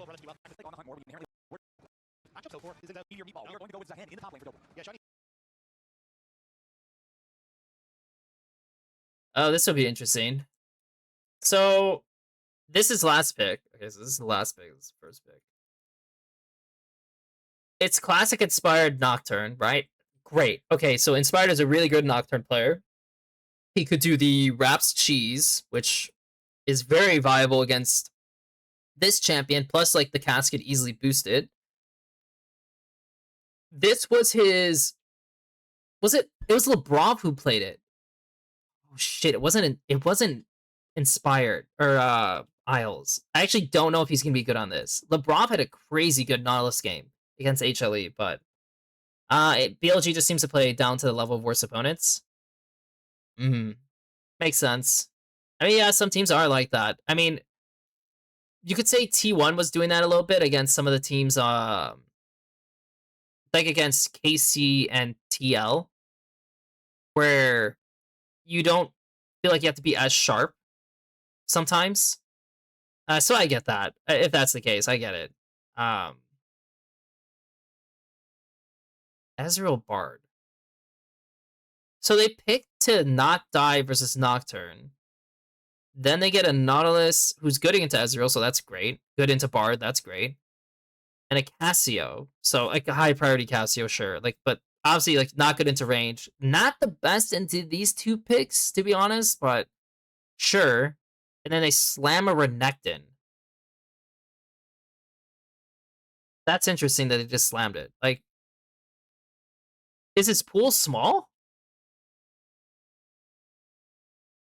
No, I don't think Ben's pool is that small, right? I mean, like he played the Gwen. I actually don't know if he. I actually do not know his Bing. Bing, who the hell is Bing? So for Spring Split, Jace, Gnar. No, he played a ton of Scion. No, he's fine. No, he has plenty. So I guess they just felt like they needed to play Renekton, which again is like another not great target for Nocturne. So for the start, this is not good for Nocturne. Despite like, you know, I guess you could say like, yeah, he's one of the better picks at killing Ezreal. And then you have a Vi, which I'm not really like the most fond of playing Vi in this game.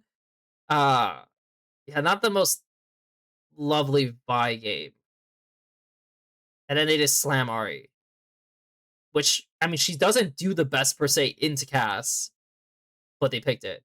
And like these guys just have like a Sivir that's supposed to hold the game down, so they have solos to play off of. But I'm pretty sure the Zahen matchup is like, it's fine versus Renekton. It's like fine, but there is skill towards it, and it's not so easy as you think. So I don't know how that's gonna play out. This is definitely probably their best draft. Like, this is definitely Lion's best draft overall.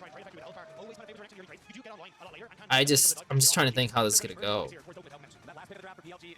Engage top lane? It's like, they could play something like Ornn, I guess. He's gonna go down to versus Renekton. It's gonna suck. Especially it's Bin's Renekton, so yeah, like, even if you're a good Ornn player, you will go down versus it, but like, compositionally, it would be pretty good. Yeah, like, they have plenty of damage. You could probably kill Renekton on repeat with Ornn Nocturne. Zahen is like, I don't know. He's such a weird champion. Like, you have to keep fighting. He has a lot of power. But again, it's just, you're making it about the lane, so like, you have to lane well, which I don't know if that's gonna happen because he's literally lost lane both games, and he lost lane to Doran. Oh no, they didn't play against Doran. Who was it against? I guess he didn't lose lane all games to Furia, but it was not pretty. It was really not pretty.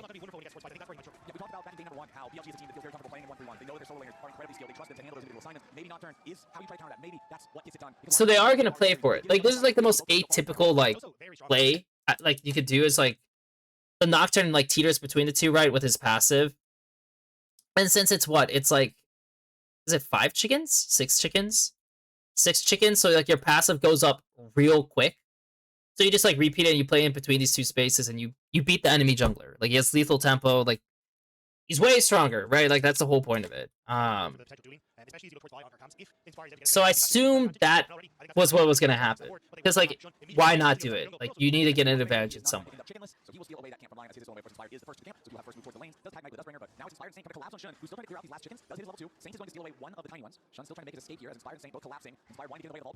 Okay, so he got out. It's a 1-for-1 trade on camps. Not really the worst. It's just Vi's gonna be like slower, especially because she went Q. So she has QE, and he doesn't even get level. Actually, yes, it is a pretty good advantage now. No, actually, yeah, that's a good advantage. She doesn't get her attack speed, doesn't get the HP percentage damage. That's pretty rough for Vi. Yeah, that actually is really rough for Vi. How does this guy lose his flash mid? No charm. Wave is impossible to contest. Vi's not coming. Oh. The Nautilus just shifted up, and he just didn't want to take all the damage by cast. So really well played for a start by Lyon. Like, this is a great. I mean, they need a good start, right? They need a really good start. Dokla is getting absolutely shit on, which is not great. Yeah. I like playing Zahen. My opinion of it, from playing it, oh dude, they are on one right now. They are actually on one. Damn. Both camps? Both camps? Good luck. Absolutely good luck. Oh my god, the Zahen went double cloth. Okay. I see what's gonna happen in this game. So, from a start, we could say that the Sivir, so these guys did not fist fight the Sivir Nautilus, which is possible as Ezreal Bard, because Ezreal's a good duelist, and Sivir's weakness is dueling. Of course, obviously, you int it, like, it is what it is, but like, they did not win the 2v2 BLG side, which in return, because they didn't test them that much, I assume it's because the Nocturne was kind of like map splitting per se. The Nautilus gets like all these infinite moves, and they even like, it's like, how did the Sivir go? Like, did the Sivir just? Because the Sivir joined in this play, but she had Cole, so she cheated the wave. And since Bard lost HP trying to hold the wave, she just literally instantly crashed it, which is a line towards testing these camps, which gave both camps, and she was fine sacking control because it benefited the jungler. So yeah, I mean, it's just really well played by Lyon. On Dokla's side, like playing Zehen, he needs items, like badly. He needs items and he needs levels because this champion is just so terrible without them. Yeah. And the fact that he has going Bramble, it's so screwed. He's so screwed. I feel the Crocodile will murder them all. Yeah, I feel like the Crocodile is definitely gonna murder them all. Oh my god. Let's go, man. That's so good. Saint is here. Saint is here. So yeah, this matchup for mid, again, he's playing Ahri for the team, right? He's playing Ahri for the team. But yeah, it's definitely not a good matchup in the cast. It kind of sucks that he doesn't just sack it. Like, the Bard is here. The Vi, if he's tracking things correctly, could be here. The Nocturne's trying to hit level 6, which I think he hits level 6 after Grom? Yeah, he does. Oh, dude, come on, man. Come on. He literally hits level 6. If he just based, and then they contest this afterwards, it's a 0 contest for these guys. Like, they will lose it every single time to Inspired Saint. And, like, Inspired is going to play for the crab anyways. So, like, he would just take the crab, and nothing happens mid. Like, come on! Why? Come on! And he wasted his Nocturne R, so he didn't even get anything off of it. So that also sucks. That's ridiculous. It's like, you had it. You have everything going for you. Oh my god. Let's look at, I'm curious when were the Raptors spawning? Let's try to imagine this. Let's say he decides to base now. It's 8 seconds, so it's 5:28. He comes back to lane, it probably takes like, what? 10, 15 seconds at most. So 5:38, 5:43. At 5:43, the Raptors are still not up, which means technically they could 3v3 the Raptors camp with the Nocturne and take another camp away from Jean. No, dude, you huge Inter! You're actually such a massive Inter. This game has such a good win con for Lyon because, like, the start of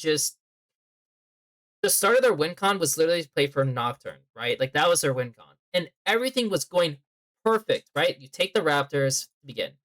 The Vi gets, like, screwed, mega screwed, right? From her spells, like the spell order. Then you take 2 more camps. Then the next advantage is I'm level 6 first. Then the next advantage is more camps. Like, that's like how this is supposed to go. And by him doing this, he just completely offset it because now this doesn't happen. Now the mid died, and they have a little bit of advantage to go off of that. Now the Vi has level 6 advantage because she has like her, right? Like, now she has like a level 6 advantage timer. So there's just all these little things kind of like trickle from that one death that upsets like Lyon. The only upside for them, I guess, is that they get the dragon. So it's like, okay, we can still like play for an early soul, right? That's the main upside.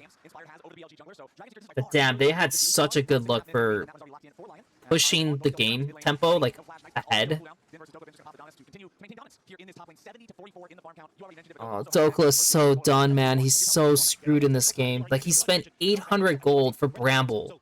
So he's gonna be so, and he still has to get boots. So he's gonna be so far off from his item, like his first core. And once Renekton hits it, it's GG.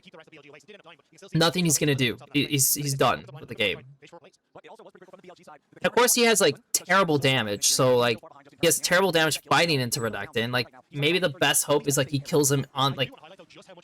I feel like the best hope for Oso Lyon was that Inspired using his level 6 advantage to kill Renekton, and that probably would have been really good for them because then it gives some gold into Dokla. But no, it doesn't happen, and like, I don't know what's happening out here, dude. Like, because he does his camps, and they see a play with this, and it's because they know the Bard sent it top. Is that why? They didn't know the. Did they know the bar sent it top? Went to Shun in terms of his camp. Not He really. got inspired so much as blinks in that But they know that Jun mid lane. is probably topside based on camp order, right? Like, cause he's based on camp order, he should be topside, which gives an opportunity for Lyon on bot side. And it's a cannon wave, which is great. So like they could technically do a bunch with the cannon wave. Viper hasn't based yet, On trying to keep track of inspired, but have they lost them? so he starts it. We flash. Are you fucking serious? Did he just hook the wall? We're focused on trying to keep track of inspired, but have they lost them? Yep, Inspired's already down here in the He didn't have to hook yet. He flash autos him, so he's ensnared, and then you just wait to see what happens. He hooked the wall. That's crazy. There's no way he messed this up. He literally hooked the wall. Viper's trying to get away. Oh my god, he's actually the reason why Viper lives. Plenty of damage, but not quite enough just yet. Viper's staying alive for now. You- Kidding me? BLG keep their AD carry alive. And now he takes. Now Inspired takes a whole bunch of damage from Ezreal. He actually dies to Ezreal because Berserker didn't just run at him. And then the Ahri makes it up in time.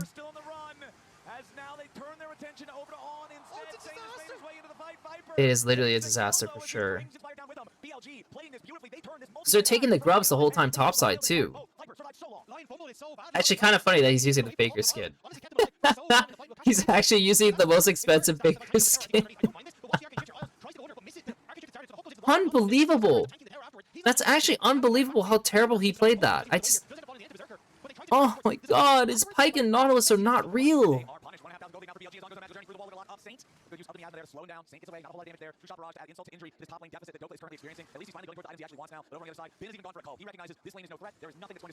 I think he has to go like Sundered Sky. Dokla at this point, he has to go Sundered Sky to even like remotely make this work. I don't think he can even go Triforce, which is like the norm.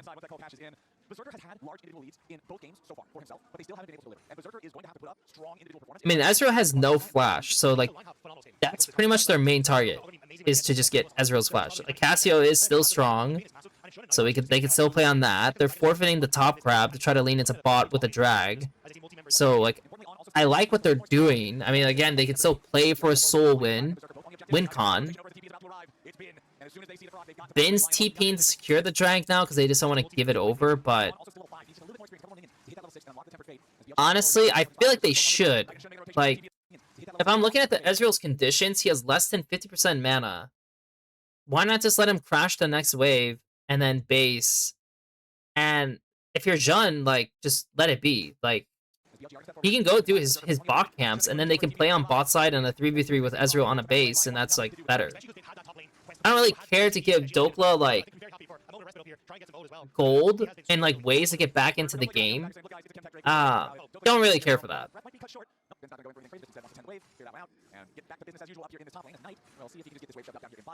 But hey, I guess now, like, now they're fine. I guess another thing they might be thinking, I wonder if they feel like they're gonna get outscaled this game because they're playing against Silvercast. And if it does go longer, like, oh, we could just lose.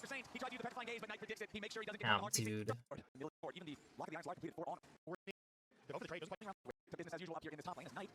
I mean, he knows there's a chance that Jun could be on bot. Like, Nautilus even got the ward for him. They took the wave. Yeah, we've got first items getting completed across, honestly, the whole scoreboard, even the... I guess the main issue... Okay, so, from what I'm looking at, they think Jun is probably going to do his top camps, right? That's what they're thinking. The only downside is, like, this entire map, outside of this one little thing, like, what they see is basically... What? Like, this? That's their map? This is what they see? Everything else is just dark. So, you can't really make any plays or do anything without, like, you know, information. So I guess you could say it's just a good pick by Saint. Or not by Saint, by Jean.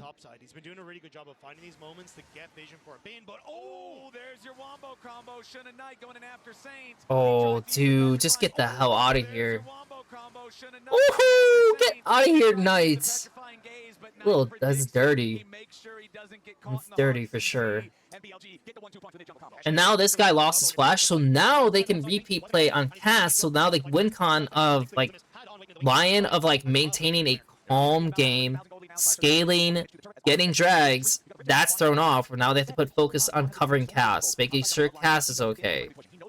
But by doing that, that leaves Bin the opportunity to now start fighting and contesting Zehen. And they can even bait them into playing for the cast and making plays on, again, Zehen. The only downside, though, is, like, if they're gonna do this, like, don't get caught bot. I mean, the Ahri literally has no...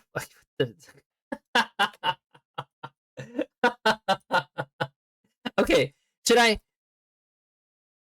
Yeah, should I find it funny that he actually contests this to throw his Q out? Like, is this not just, like, the funniest thing? Like... Like, dude, the Sivir is literally not showing. The Sivir is, I mean, the Sivir is showing. The Sivir is literally on the pink, looking to contest downward. They're clearly diving you. You're very clearly zoning this guy, getting his ulti, like, now you're going to transfer Vi into mid and dive mid. Why are we inviting the play bot? Like, the only upside is that Zehen TP down here, so it's like, that's great for BLG. But come on. And yeah, like I said, that makes sense. I mean, Knight would be the guy to just dodge it every single time. He would be.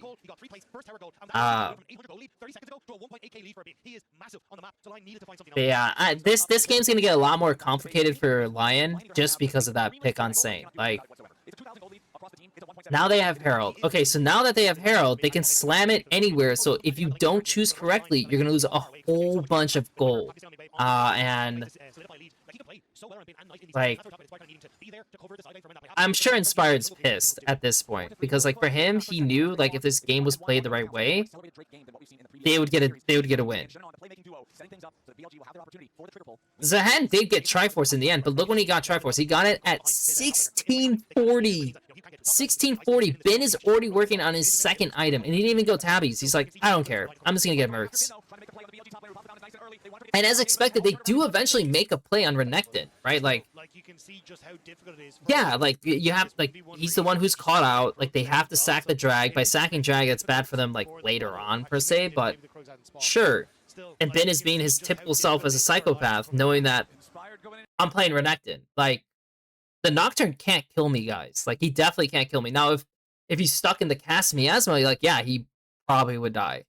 But, like, it's, like, just far enough. Like, the cast is just not close enough to reach him yet. So, and even funny enough, he actually doesn't even... He's gonna cast our first, right? Oh, dude, you are such an inter. I was gonna say, to me, if I was Bin, I'm kind of surprised he did not flash away to try to gain some distance, because clearly when he gets feared, he's gonna get CC'd, right? So, where's the R? Because he can R him first. It's like a... It'd be like maybe like a 1 second stun or something, but the miasma will come down, and he's probably dead at this point. Like, he is dead. But the fact that it's like, he doesn't get it off. Like, he doesn't get stunned now! Like, what the fuck? And then Bin flashes after this guy, and then Inspired's like, oh, fuck. Like, like, are you kidding me? How did he get out? He's chasing after Inspired. Who's hunting whom here in this play? Now he's dead anyways, but it's like, the fact that he drew the bot, like, the dual lane away, now Ezreal gets a free push. So suddenly what went from, like, he should be dead here, and then them running mid to, like, secure this so they're not giving up 2 lanes. So they should have, like, a 2-to-1, like, lane advantage, right, from this play. Again, Bin probably shouldn't do what he's doing, but he is doing it. But it was enough for a mistake that happened by Saint. So now this guy's shoving this. Zehen should never die bot, right? Like, I mean, obviously Zehen should never die bot because, like, he knows he's gonna get dove. He has no wave clear. Like, I don't know if he's trying to play on the fact that he has R and trying to dodge shit, I mean, like, I literally don't know what he's doing. So that sucks. So now Doklo just gave it back for no reason. And you lost power on mid. I don't know. That's... It's literally impossible for Inspired to play this game. It's actually impossible for him to play this game. BLG trying to pick up the pace again, just moving around, showing, finding plays, and we're kind of just getting this like counterpunch constantly, right? Lyon trying to play on the opposite side of the map to BLG, but BLG are just picking up that little more every time. This time it's Inspired, they get away, push top. This actually kind of makes me a little sad, thinking about how the LCS is, because it's like, some of the team fighting Lyon was doing when it was Enchanter meta was just so good. Like, because like Isles really built himself up for like themselves up as good laners. Like he was playing fights decent as an Enchanter, but we get into this meta and like I remember how he was on Dig when playing things like Alistar, and it was not good. It was pretty terrible. Like he just did not have a good feel for it. So this is not a meta for him. That was very clearly not a meta for him when they played against Furia. So he is not playing well. And then Dokla is playing even worse. And Saint is not playing as well as he should be. And so it's basically just Inspired and Berserker. That's it. This is literally the team right now. It's just Inspired Berserker.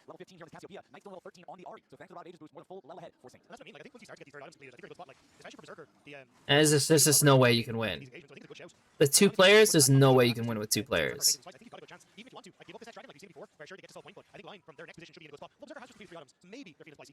Like, Bin is 0-1-0, and yet, like, he seems like the guy. He's no kills, no assists, and he's just an obnoxious, like, dot on the map that you don't know what to do against.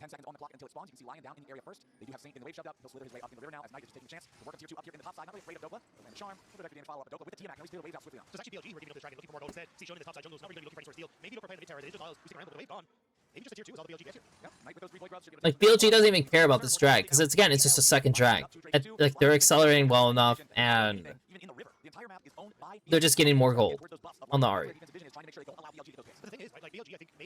The cast itemized so she can like be more safe against the the engage.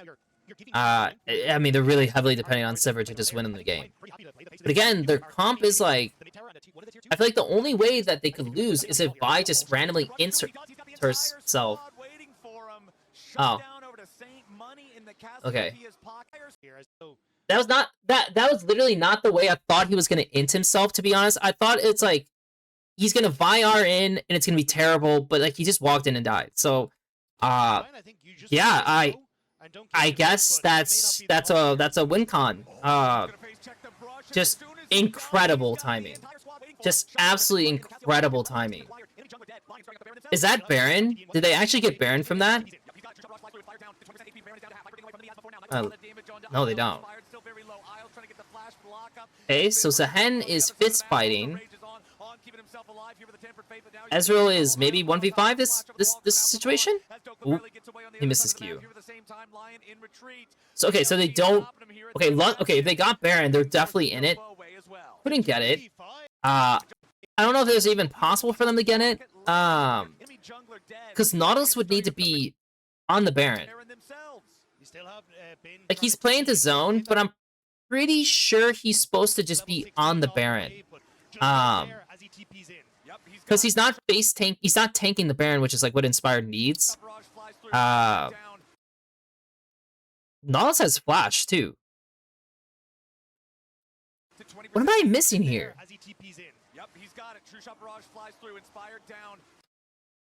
Does he reach? Does that reach? Flash puts him here. Does this hook hit this? Because he's dead. Is that it? I mean, he could pop R too to get the MS.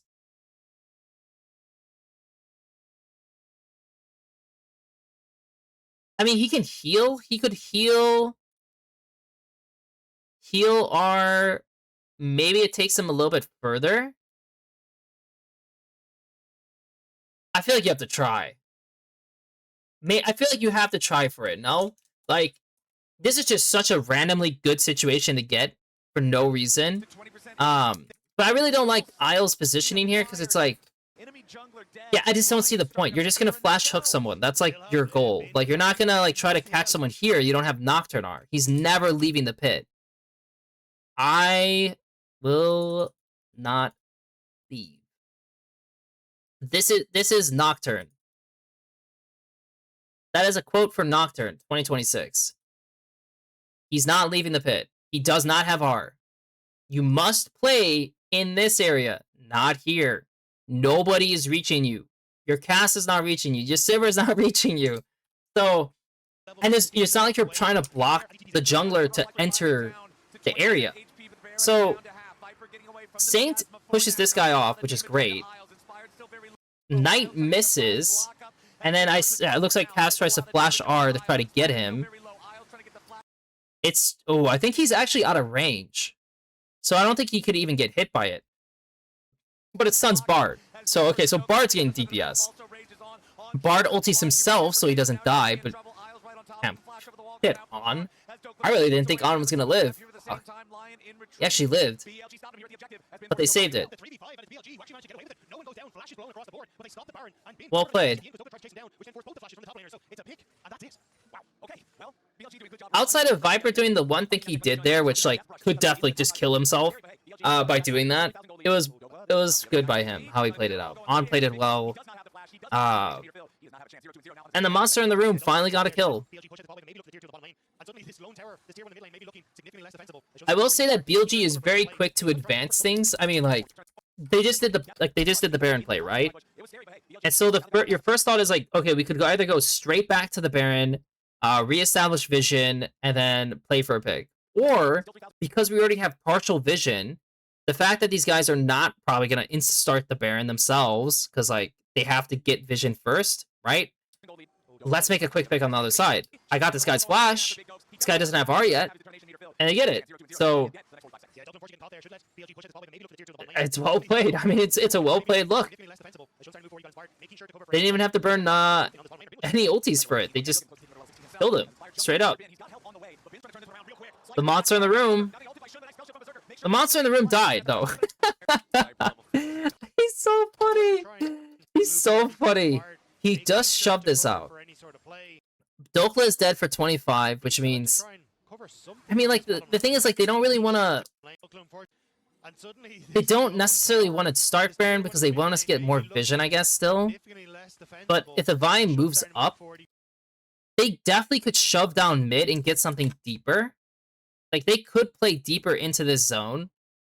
Yeah, they have double TB. They definitely can. And even, like, Bin could, like, walk down, because it looks like they still have this turret, and take the turret, at least. For sure they could play it this way, and this would probably be better to open the map up for themselves. So the Sivir can't, like, touch the wave, right? But instead, we have basically Bin just hitting the turret bot. Ari's still shoving top, so she can't really, like, once the Nocturne R comes out, right, she can't really TP. I don't think she can TP, right? She can't see anything. So now they're just trying to play catch up. I mean, like, at least he still got the Nocturne flash, I guess, but it's like Jean tries to, like, make it better, but obviously it's kind of an int as well. Lost his flash. But that's just...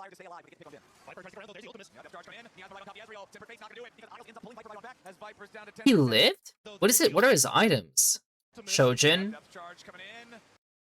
Shojin plus Solari plus Knight's Vow. Interesting. Very impressed that he actually doesn't die. And he's facing sideways, I guess, or maybe ever so slightly to the side. But also, it makes no sense about this play by On. Explain to me why On doesn't just Bard R this guy, by the way. Why not just do it on the guy who does all the damage? Then you could just start burning down the Nautilus, who has no flash. Like, I literally don't get... maybe he's trying to... Maybe he thinks Ezreal's in this, so he's trying to ulti Ezreal as well, but... I feel like that's also not the play. I don't think you want to ulti Ezreal, so... He miraculously lives. Somehow. He lives. And the Bard even lives. Does the cast die? No, they don't have enough. Mystic shot isn't going to collide with him. Stays at enough health to take another shot or two. What a weird look. No, the cast can't dodge. Like with that close, like she can't dodge it. It's not possible. Oh, it's no, it wouldn't make sense either. It's like he hit Zonia's, but like, well, what the hell? That's still the same thing. Like he's not killing my Ezreal now, so that doesn't make any sense either. Like there's nothing. It just doesn't make sense to do it. BLG, 4,000 gold, for themselves with Rabadon's death tap now. Fear Shojin finally done for Viper as well. With 30 seconds of Dragon. Line trying to take space back on the map. Sonya's going through for Saint as he just burned that Secret Stronger. Exactly. You love to see that type of time. So they're fully positioned to play for drag, but yeah, it's only third drag, so it's not that important. So they start Baron to bait them over, and then they try to clip on the separated individual, which is Ahri, which was not actually a bad decision to be honest. Looking at it, because yeah, she didn't have Ahri yet, so it's like kind of similar to the pick on bot side by bot tier 1, where Knight just like had flash but no R. This time at least he didn't die, but On is like trying to help, so it's a great pick. Even if you lose Baron, it's like honestly getting the dragon, getting a kill, not the worst. I mean, he took a lot of he took a lot there. That's kind of annoying. Are they really making a play on? Well, they're trying to clip them. That's very spicy. Like from a tactical viewpoint and how this game is playing out, like obviously they have like 2 lanes shoving, right? And like Renekton like ended up basing and dipping, right? So like he dipped. So there's 2, like they have to go to the sides. They know that like Lyon must attend the side lanes, which means that technically anyone trying to return from this area is exposed. And so you could try to clip them, right, in this area. And they have Renekton TP, so it's definitely doable. It's just surprising that they... I mean, it's definitely a choice to try to fish for it. Inspired face checking the brush here with a spell shield. Inspired taking out immediately, but the Renekton TP below. Oh, I see. Where's On? On's still dead. So the main question is are these 3 strong enough to fight like 4 people? Can they 3v4? Because if Renekton is here, they technically cannot send it. Actually, technically, this is more like a 3v3. Because this guy's dead weight. Yeah, he's kind of dead weight. It's probably doable. I mean, they don't have flashes, but neither do they. So I guess if they want to TP and just have like a standoff, this is not that bad. So it's doable. Yeah, it just seems like Ben's TP just like fucked them. Because like that has to be why they even looked for this. And then they missed their abilities on Inspire. Still kill him though, but he doesn't have flash because of earlier, so like 2 picks, but Ezreal got the full top inhib. Yeah, actually that would have been a really good play, huh?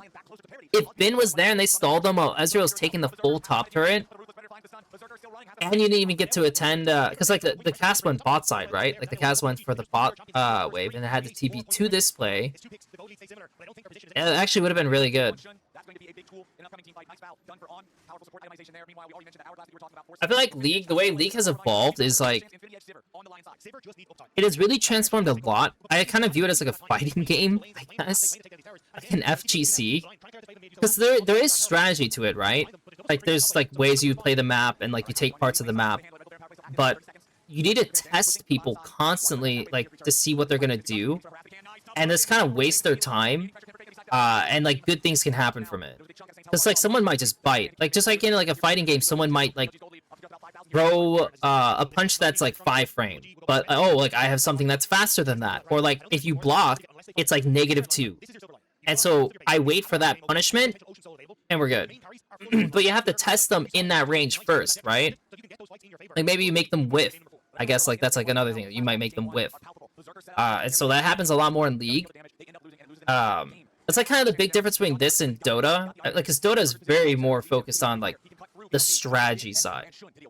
Like I don't think that happens nearly as much because a lot of their like looks are just instant because they have blink daggers and all this other shit.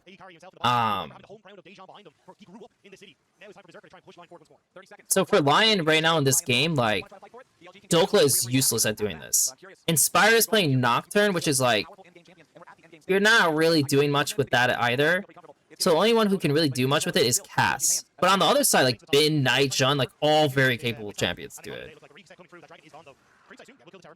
Yeah, and that's like what's obnoxious about them. Like,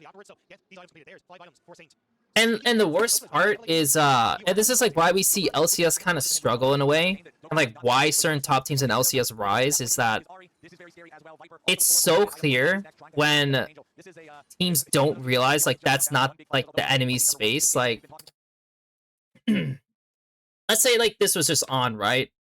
And like he's not supposed to be here, but like he'll still play in this area to test you, right? To see if like you're gonna punish him. And he might think, well, I have Barty, you know, I have Flash, so like I'm pretty well equipped to get out of this too. If something does happen, maybe I waste your abilities. There was a moment in the T1 game where Furia literally Nautilus queued into Shen, had absolutely nobody with him. He had Flash though, so he could try to get out, but he baited 2 ultimates, which led to T1 getting the dragon, and it was a minute before drag. So technically, using ultimates before drag is terrible, right? Because like it makes it harder to fight. And using it on a support who revives in like 25 seconds, terrible. So you have to kind of determine quickly, is this it? Should I do this? Should I, one, stop him from doing this? And is he inting? And all these things need to fly through your head quickly to decide like if that's worth it, right? Now, of course, like at this point of the game, it can be kind of bad on supports to do it only because they have longer death timers, right? So early on, like you could be pretty free with it. Later on, yeah, I can't risk it as much. Pulls the trigger on the paranoia as Bin then has to flash away from a. You can definitely end the game. I mean, these guys are just shoving mid and they're just looking for any pick. So like he just went in because he's just looking for anything. It's actually surprising he didn't switch to Renekton, because he definitely should just roll up to Renekton and hope they can CC him and kill him. Because Berserkers here, they will murder Renekton. Renekton doesn't have... Oh, he does have Death Stance now. But I don't think it's enough. I think at this point in the game, he should get murdered. That's kind of a mess up. I mean, the Renekton might live it too, you know, like, I mean, he does have Flash, he has double E, he has R, like, but you have to try it that way. Because the guy with GA doesn't care if he dies. But yeah, I don't know. That's just how League has evolved. Like, it's not as much on... It's definitely not as, like, strategy focused, per se. It's, like, a lot of CD, like, tracking timers, I guess, you could say. What is worth it?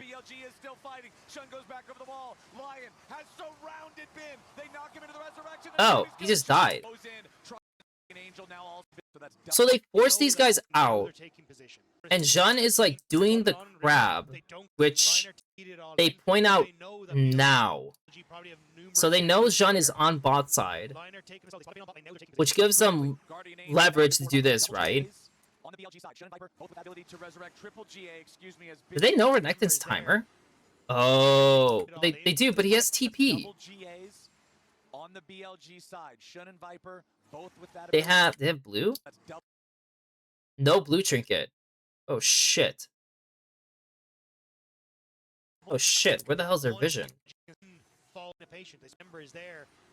Oh, Bard kind of screws this up, doesn't he? Because especially, okay, one, if his Aerial's gonna base, like, I'm kind of confused why he didn't get a ward on this. To even see what's happening. Yeah, he should have done that. Okay, so that's on for sure. He should have vision or Baron to spot more of what's happening. If Ezreal's going to base this way. And they're calling that Ezreal's basing this way because he's not on mid wave now, which is why they're starting this. Available for Berserker. It's 4 GAs in the map. It's Lyon starting up the Baron. Dokkan inspired, both down to about half HP. So Dokla's playing this pretty well. So Dokla's on top of this guy. Actually, the Bardard probably is... That probably is good. Actually, no, the Bardard's definitely bad. No, this Bardard is terrible, no? Like, they want the 50-50 to go through. By stalling this, it gives Dokla time to just sit on Jun, which is not really what he wants. I'm pretty sure they want to Bardard.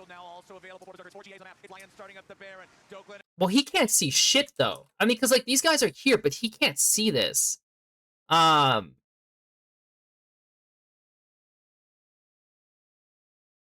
what the hell are they supposed to do? Now also available for Berserker. It's 4 GAs in the map. It's Lyon starting up. I wonder if it's worth it. Yeah, I mean, like, so, yeah, it probably is. Like, it probably is. Yeah. That's definitely the simplest way to view it. And probably the right reason why. Because he can't see it. I guess he can't see the HP bar. And so this, like, at least gives them a higher chance of him just... Because I assume he's just going to go in no matter what. He also could try doing this here, which... I'm not sure how that's going to pan out, but it probably is better for the fight. Like, this is for the fight for sure, and then maybe a 50-50. That's like the first avenue, if you do it this way. If you do it on this, then it's like purely 50-50. Because the hen is going to get like time to stack. He's going to stack up his passive. These guys can clearly see you in front, so they can operate any way they want to. Yeah. I think that's how to see it. It's just... Because he's on top of this guy, so he's already at half stacks, which is amazing. I don't think he's gotten his passive off once this entire game. Trying to interfere with Shun, who goes in. He should just R. I don't know why he didn't just like instantly R before. So there's his passive, so amazing for Sehen. And then clearly on the backside, like Bin just dove these guys, which isn't really proper. I don't think Bin actually should be in the pit, but I guess he's been in the pit to try to kill the Vi. But also the Ezreal abandoned the pit as well.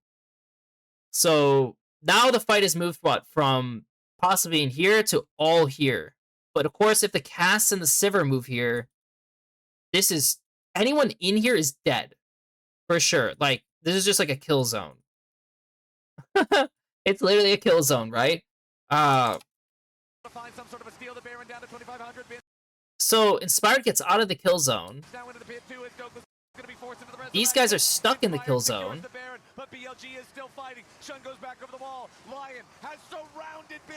And then, for whatever reason, Knight went into the kill zone.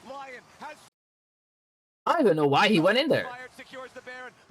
That's it. Like, just let Bin get out. Like, Bin actually had the dash to get out. I don't even know why he would go for this. Wow, did he actually flash to block that? Get the fuck out of here. That's definitely a bro move. Still died though, so he lost his GA for nothing technically. He still lost his GA for nothing. But I didn't know that. Like, I didn't think he would try to go for that. Like,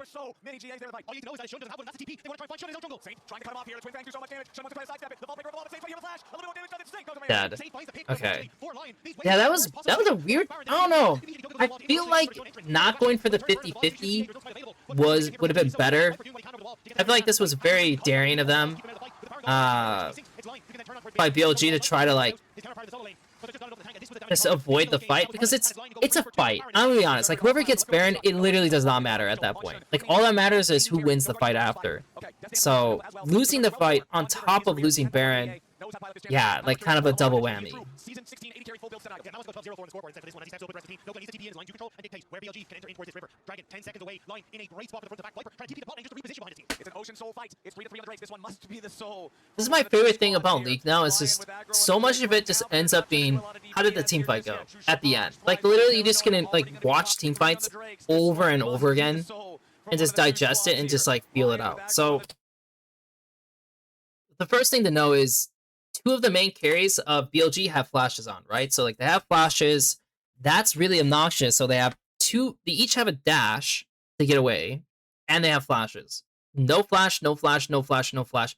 Literally 0 flashes makes this fight not advantageous at all for Lyon. The second thing is I see Bard is contesting up here and Saint is blocking it. Saint is a core DPS, so I'd rather have Zehen up here because he's useless as shit and switch these 2.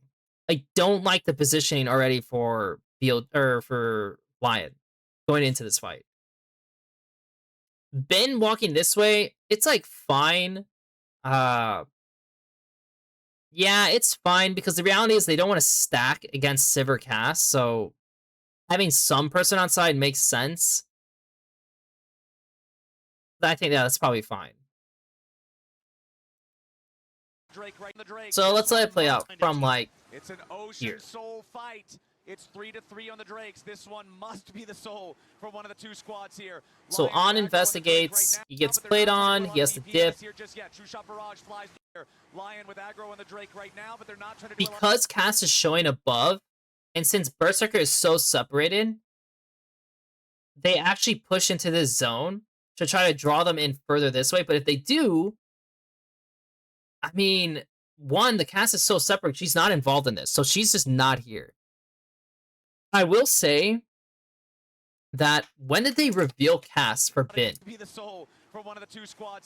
This guy gets revealed now, which means if Bin turned around and sat here, this play becomes even better by BLG, right? Because again, if they enter this zone, both solos are going to come this way. Also, the Bard could take an E or throw R here. So generally, it just looks terrible for Lyon. For how like they set up this whole fight, it's terrible. So now they're just contesting them, which is like why they're popping the art, but he's not going in. So Inspired's not an idiot, right? Like Inspired knows, like, oh shit, like I can't commit there. So now everyone's pulling in. Now we're all pulled in to fight in this area, which at this point these guys can both dip if they want to. And now I'm curious if this is what is Ben gonna 1v5 this? Because now at this point, they're fully exposed.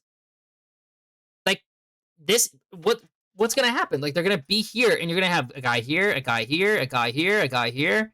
Like, Sivir can't fight that. This is, like, the worst situation for Sivir.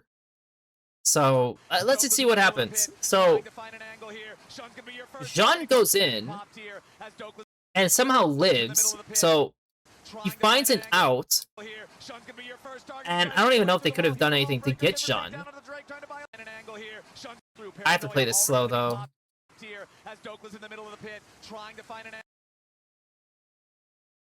Oh, God, this looks so awful. This looks so awful. So Sivir's stuck here, because, again, no flashes for anyone. This guy gets played on by Ahri. Now they have to get the hell out because no one's going to touch Ahri, who also has a dash. Now the Barnard comes through and catches these guys trying to run, and then big-ass Renekton is in everyone's face. Dude, oh my god. It didn't play out exactly the way I imagined, but it very much was the worst situation for Lyon. That is not something they were doing in LCS. They were just supposed to play for the drag, not enter the pit. If they ever enter the pit, it's over. Oh my god, that's so sad. That's actually so sad.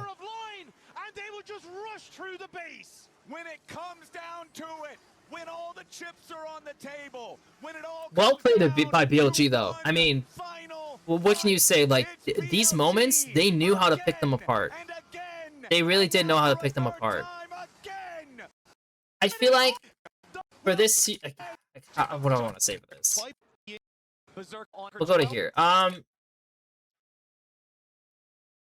feel like for this game, it's probably Jun for MVP. For this fight, like, so for me, Zehen should be here. If they want to have anyone mark, Zehen should be here. Because he's, like, kind of useless anyways. He's, like, not going to do too much. So he should be positioned here.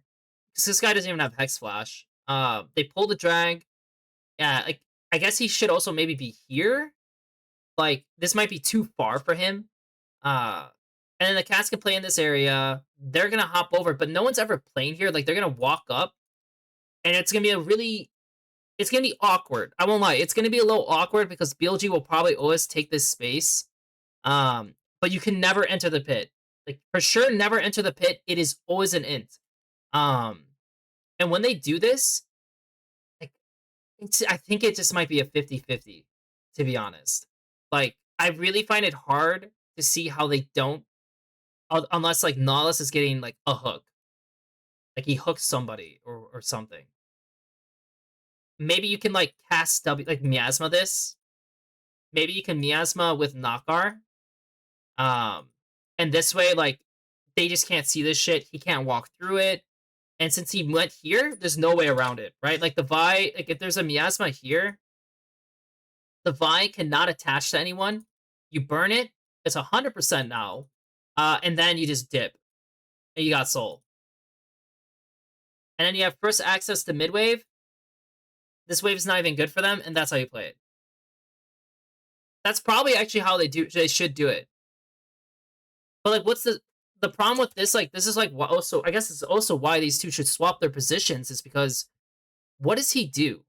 Like, he actually can't do anything to stop these guys from coming in. Yeah, the only thing he can do is use his body. So that's, like, the other... Okay, I guess he needs to throw his body at these guys if they enter. Just him. And pray he lives. That's it. Pray he lives. He probably doesn't. A lot of DPS here.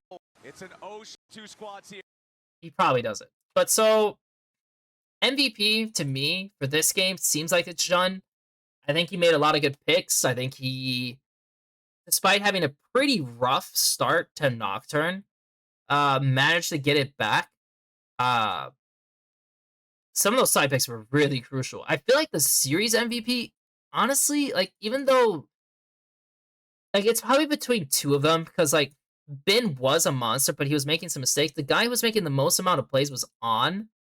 Like, I kind of feel like he might have been the guy, because he had a lot of great moments. Really, he had a ton of great moments in the series. And there was honestly, the support diff was massive. Like, massive enough that it made up for some of the times where Jean was losing to Inspired. So I kind of feel like it's him, but of course, like, you always winning top lane is, like, helpful. This was an interesting series, to say the least. Like,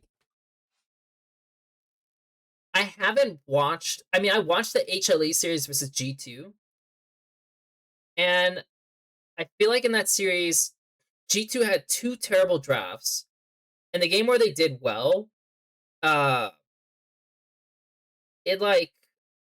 I think the comp they created was pretty good. I feel like Guma is not really playing that great either.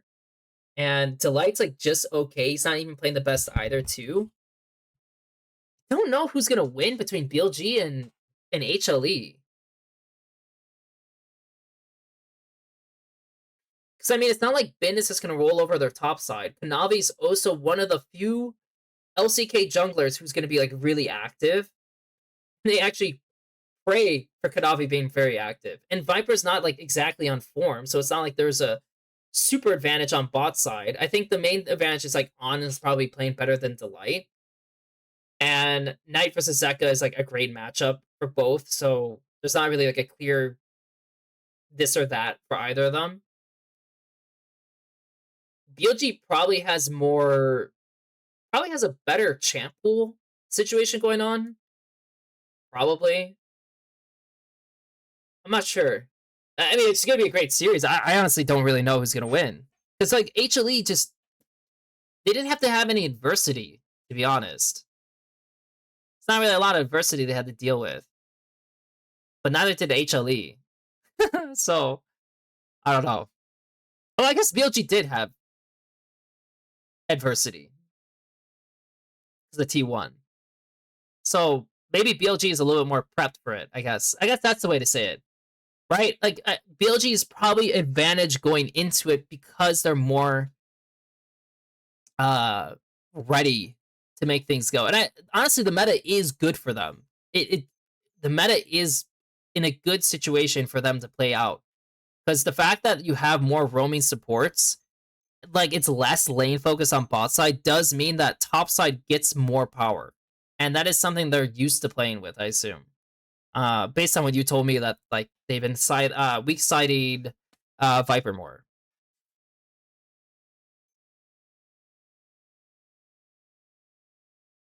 They only lost the games that Knight was hindered in his. I only watched the first game of that series. So if that's the case, I mean, Konami is good around playing around Zeka. I mean, that is for sure true. And they did destroy G2 playing around Zeka and mid jungle pretty heavily. Pretty heavily. I mean, for sure, BLG can't have like these random ass deaths, right? I mean, like BLG can't have the random ass deaths where people are over contesting because HLE will be a little bit cleaner in that sense, and that's always the reason why people sometimes will lean on like LCK teams over LPL because of consistency, but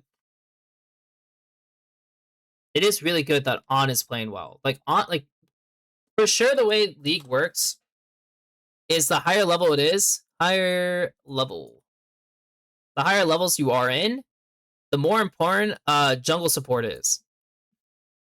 Like, don't get me wrong, like you need great laners as well, but jungle support just makes such a huge difference in decision making, where you place your wards, when you're basing, who you're targeting, how you're moving on the map. It's so heavily dependent on these two that having a strong like set, like if Isles played this series better, this would have been a tighter game, like tighter series, right? It's just despite Dokla not doing as well, if Isles was better, it would be a closer series, but he's not.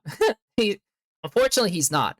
And so all they need, I guess, is they just need this guy to kind of like improve himself a little bit, and they're good to go. I mean, yeah, like kind of downplay some of like the ints they have occasionally, but like they're both playing well as well. So that's the only guy they're missing, and then yeah. Like I said, for HLE, like Guma's not being the best. Sometimes Kanavi makes some odd choices, and Delight is like also not necessarily doing the best, so there is some weakness there. I'm trying to decide if I'm gonna jump into Adesh as a trade for Vulcan. I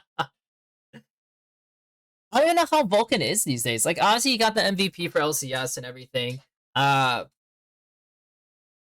did he take lead? Like, who leads on that team to make decisions for the looks? Is it like just Blabber still? T1 versus Furia. I have like some time to do a little bit of this, but not all of it, to say the least. I also kind of need to get some more water. Because whenever I stream, I just talk 24/7. Like, I don't know if it's necessarily a bad or good thing, but I hate staying quiet. Maybe the longest I'll be quiet is like 5 or 8 seconds. Typically. Typically. But let me get some water. Getting some water, and then also probably getting like a bar to eat. Because I've been up since like 5:40 a.m. 5:40 a.m. because the missus has to go to work. And I always like I make a lunch for her in the morning. So I make lunch, and then walk her out to her car and everything. So yeah, it's they don't always get a lot of sleep sometimes. But let me get some water. Oh, I cannot type "be right back" getting water in my own channel because I'm not logged in. That makes perfect sense. That is amazing. Okay, well, you just have the "be right back" sign.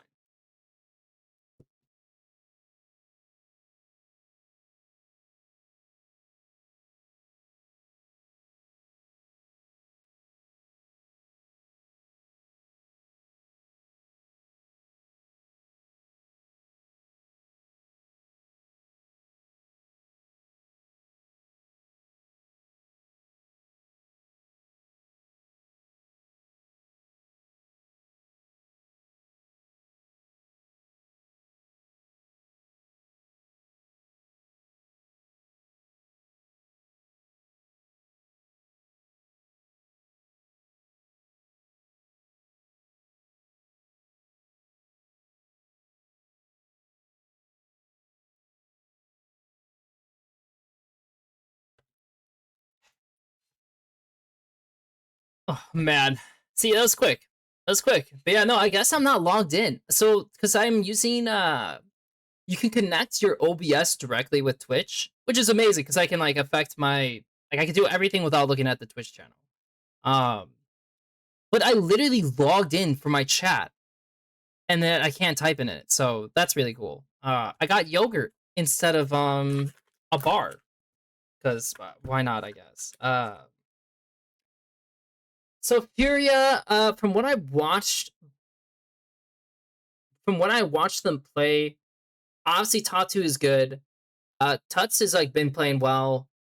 This guy should never beat Dokla, but he did. IU can be good. I remember watching him for scouting back in 2023. When he swapped to ADC, and he definitely has the hands to play the game. For sure, he has the hands. Jojo, I don't remember him. I literally don't know what to say about him. Pass Lee. So okay, so this is the first pick. This is first pick. This is second pick. Ori Slam into Cass, which is already like not great. It can work. Okay, it could definitely work because Ori has her nerfs, right? Cass, like I think her nerfs were like HP scaling. But there's definitely like a built fact, like they're going for range, right? They're quite literally playing range into the Casio. So this pick is gonna get ruined. We have a Lee Slam, which is like okay, I guess it's fine. Not like I really am not like the favorite of just slamming Lee Sin, to be honest, but they get a Camille, which again opens up the AP bots, right? Like AP bots now get opened up every single time. The only AP bot that's banned is Ziggs, so only one of them is gone. And they decide to ban Wukong the Fury, which I think this is a good ban. I don't think the Wukong ban matters. I don't really think I care about that. Rel into Camille is like okay, so sure. Then they take Scion at 4th, which okay, yeah, it's into Jace. It gives you a way to kind of play into the game, but like they need a super carry bot. So I guess it's a cast bot lane. That's what's happening, right? It's a cast bot lane. He played it one time. So he's gonna play Cassio bot lane with a right. Surely that's not what this is. No. That can't. No. We're not. That's not what they're doing, are they? I don't really think they might. I hate this. I actually hate this so much. This is terrible, no? Like, everyone gets heavily outranged, and when this guy walks in, what the fuck am I doing? Like, I'm actually so interested in how this is gonna play out, because, like, let's say this is, like, the brush, right? And then, like, here's, like, the line. Like, this is, like, this is mid lane, right? This is mid lane. Wow, I could have drawn this better, but it's okay. This is mid lane, and so, like, let's say he wants to walk in. Here comes the Scion. When he walks in, he's going to take damage, right? Like, they're going to do damage. When he's space tanking them, who's hitting them? the Rise and Cass, who are sitting behind him with range that goes up to here. These guys are just going to poke and run. They're just going to poke and run, and if you engage on them, you're going to, like, throw Miasma at them, and that's it. The Trundle's just going to pillar you guys when you try to end. I actually do not understand how we landed on this draft as Furia. Once again, which is just... I get it. They like the Casio bot. They have a little bit of... I hate this so much. Go with Death's Dance style once again. I think they're trying to play some mind games here for sure against T1. I don't really think the Rise is a good matchup into the Orianna. It can play well in side lanes if it gets ahead, but Faker should be able to get pushed in that lane early. But at least Furia is very confident with their draft strategy once again. They've had a good showing on the Casio bot lane in game 2 against Lyon, and they've really come up with a plan. I think IU actually ended up 10-2 in that game, even though they did lose. It had some really good positioning on that cast. Okay, I don't know if Yogurt's the best choice because it's like Really upset the apple cart against T1 at all. You're trusting your own style, which I think is a good idea, but we're not seeing it's not like the easiest to talk after having it talk. Faker his Orianna, you're always going to be a little bit concerned. It is the first time we've seen Pays on the Syndra ever, as far as I can tell. But obviously you expect him as a bot lane mage player to be able to pilot the Syndra player. Yeah, with the way that he's been able to play Ziggs and Mel, I would imagine he'd be very... I don't see this working out. It is going to be the most vulnerable of the mages. I really don't see this working out at all. That ward around there Razor to make sure a delayed invade can't come down from Ona. Yeah, definitely not. We'll see if Tatu can get... Maybe I'll be surprised, though. Because, as we mentioned before, Furia very dependent on their mid-jungle to see if they can get things rolling. This is very much the style of team composition that they would have played throughout their split in the CD wall to qualify here for MSI. Jojo trading aftershock there with Carrier, who's running the Halo Blades on the Camille for that extra damage. The adaptive defenses on the Camille very strong. I mean, I will say that Rise and Lee has been like a pretty good combo since the spring split, to be honest. Like, I know like my team was playing it a decent amount. I know Winthrop was playing it a bunch, and they picked up a bunch, like a lot of wins with Lee. But that's like pretty much what they're depending on in this game. Like, they just need to accelerate this Rise. If this game slows down at all, it's done. We can just pack it home, go, like, just nothing to do about it. We'll see if they can do better than a 0-6 here, which I think is where like the Trundle full cleared down. The lead did the standard like 3-camp topside base for longsword, so he's a bit stronger. They get into a 3v3 that they win because the jungler goes too hard, which... Yeah, I mean, the Trundle can finish his camps a little bit faster because he did a full clear, and keep in mind, like, also certain junglers who do the 3-camp base for longsword, like, Trundle doesn't need to do that because Trundle's still just absurdly strong, right? In the beginning of the game, like, he steals your AD, he gains AD, like, he's good to go. Lee Sin, he can benefit from it. Wukong, he can benefit from it. So, as Furia going into this face check, like, they're gonna use their spells on the Rel. They're praying that's enough to actually win out, and it's the stun, dude. It's the stun that wins the mid, huh? Look at this shit. Oh my god, his Q got cancelled because of it. The lead Q got cancelled from the Syndra stun. So there's no damage. At this point, it's 1. This guy can actually probably double crab the Lee. Yeah, he probably could double crab the Lee, though the Jace is gonna base. And he just goes in, and I mean, he dies. A double kill for Tatu for free. It's literally all they could hope for because their comp is so terrible without leads. He W'd, or did he W? I think he actually W'd, he didn't even Q, did he? Yeah, he W'd. Oh, so he still had Q! Oh, that makes perfect sense! Honestly, stun was still great. But, okay, it wasn't as, like, incredible as I thought for canceling the Q, because if it did, that fight's even just so much worse. We talked about how he needed to be the catalyst for this team. Him up to a 200 gold lead, almost 300 gold lead, is going to be massive for Furia. Jojo and Carrier now out on the map. Looking to see if mid lane perhaps is their next point of contest between these two teams. I expect to see this. He's going to go back and get himself a pickaxe and another longsword. So just the phage coming out from Ona. I mean, the Camille's going to be a lot more beneficial for playing the map. Oh my god. Oh my god, dude. That's so rough. Because, like, after this happens, they both die, right? So, again, Lee, all Lee needs to do... Lee doesn't... To be honest, this top crab thing is completely irrelevant for Lee Sin. All he should be doing is doing his 2 camps topside base. He's going to have a fat buy. And with that fat buy, he should then prioritize fighting this guy's second Raptors or maybe even his Krugs or bot side, right? That makes the most logical sense. on pathing. Just continue to chase The Rel has no need to go through top side. Going through mid is like okay, like I'm like okay with him doing that, but there's no way they're contesting this. Why would he ever contest the Raptors? That makes no sense. So I don't think Rel has to be here. I think that's just a waste of time. And since he did do this, Camille is now able to go into bot side quicker and then make this play on the Cass. Yeah, so owner will be set back a little. And it's just a very well played. I mean, like, Here comes Carrier just swooping into the ball. damn, I mean, they really just played it so well. I think you just assumed he was safe with the flash, double flash. I don't know. I don't even know what to say. They just played it really well. So, props to T1, ball lane. I mean, great punish. Sucks that owner just, like, went too hard here. Yeah, like, look at the Lee's items. He has, like, literally pickaxe, double longsword. Like, guy's a monster. But so he also, went and did his Krugs, and then ganked top. Which I guess is, like, okay, because Ego is going to keep getting further behind.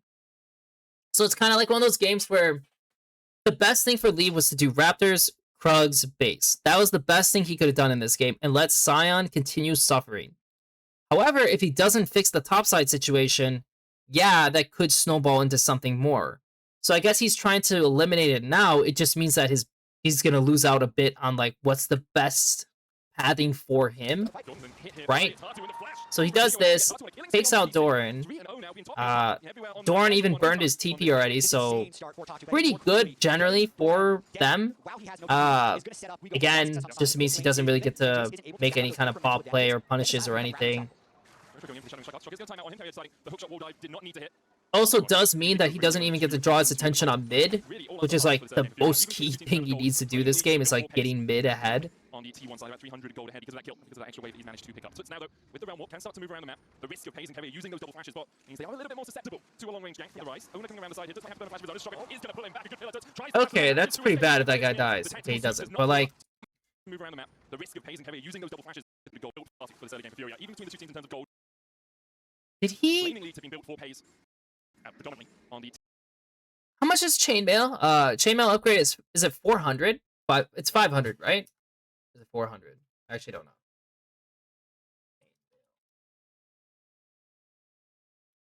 Chain vest. 500 gold. Okay, it's actually even more than I thought. 500 gold, 800. It's not enough. Okay, because like he needs to get tabbies, right? Did he buy refill? He bought refill too. It's just 150. Did he have it? The two teams in terms of gold, laning leads 800, 950? Yeah, he had it. He had tabbies. What? Wait, what's he doing? Why didn't he just buy tabbies? That's like the most important thing you need in this lane, is tabbies, always. He didn't buy it. He bought boots, and he bought the chain vest, and then he bought another cloth. Plus, I guess, how much would it be? How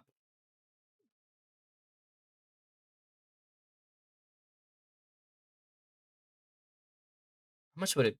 Okay, my bad. I forgot that it's just called boots. Like, damn, dude. 600, 1200. So he would have 50 gold. Okay, he should. Okay, he did his fine. What he did is probably fine. So he does have biscuits, because if he has roughly the amount of gold that he needs for it, then he should get it. But also if it means that he can't get pots, he can't get a few other things, like, yeah, like he got refillable too. So this is probably fine. Honestly, this is probably fine what he did. I was just curious because, like, if the matchup's so shit, like, yeah. On the other hand, if we're looking at what the Trundle did, Trundle very clearly did a full clear.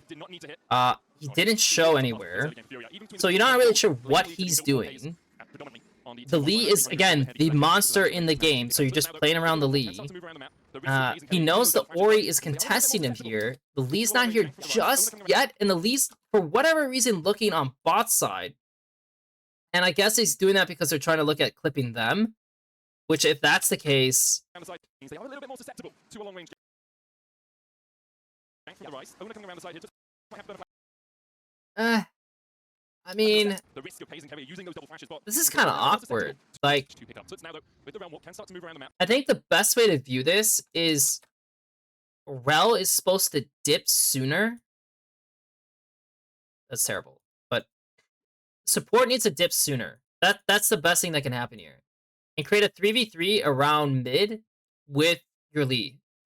That's what they should do. But the Rel is late. So even though he's walking into the zone and it's like we can take the 2v2. Technically Camille is coming first. Like she's kind of going to be in the river first. So I don't know if they're really down for that. And I think that's why Tatu is like hesitating. Because he should be here, right? In theory, he should be playing with Rise entering the line brush. But he doesn't. And so now Tuts just gets like screwed. Loses his flash. The tactical sweep does not play up. Little plays like that seem somewhat inconsequential, Yeah, that's but the pretty fact that rough. they stay alive, very important in terms of Which then not letting also, the game in the end of the day, small advantage in that lane, if two could've died there. honestly, the top crab was spawning, which is not even something I'm looking at. The top crab is literally spawning, which both these junglers want. So yeah, the support should be moving sooner. So Jojo's late to this move. So now Tuts gets it. Not really the end of the world kind of situation, because it's like, Lee's gonna hit 6 anyways, as you can tell from the Raptors, so it's like not the worst. Darius is being a little bastard. And he's dead. And so, like, yeah, like, the death looks pretty stupid, right? It looks pretty stupid, but he's just trying to waste time the entire time for this guy. And it looks like Owner was like, he did the crab, he's doing the blue because he's not really sure what's going on. It leads to a free pick on top side, so now the Scion that you did help a little bit is still screwed for this game. They're swapping the cast top, even though the Lee's camps are all on bot side, so we'll see what the Trundle does. He's probably just going to sit top and fight for it still, but he doesn't have an item, so this is like it's a 1 and out. Like, once the Lee shows up, we're getting the hell out of here. Oh, do they die? Oh my god, they actually die when Lee's on an item spike? Oh no, that's terrible! That's actually terrible!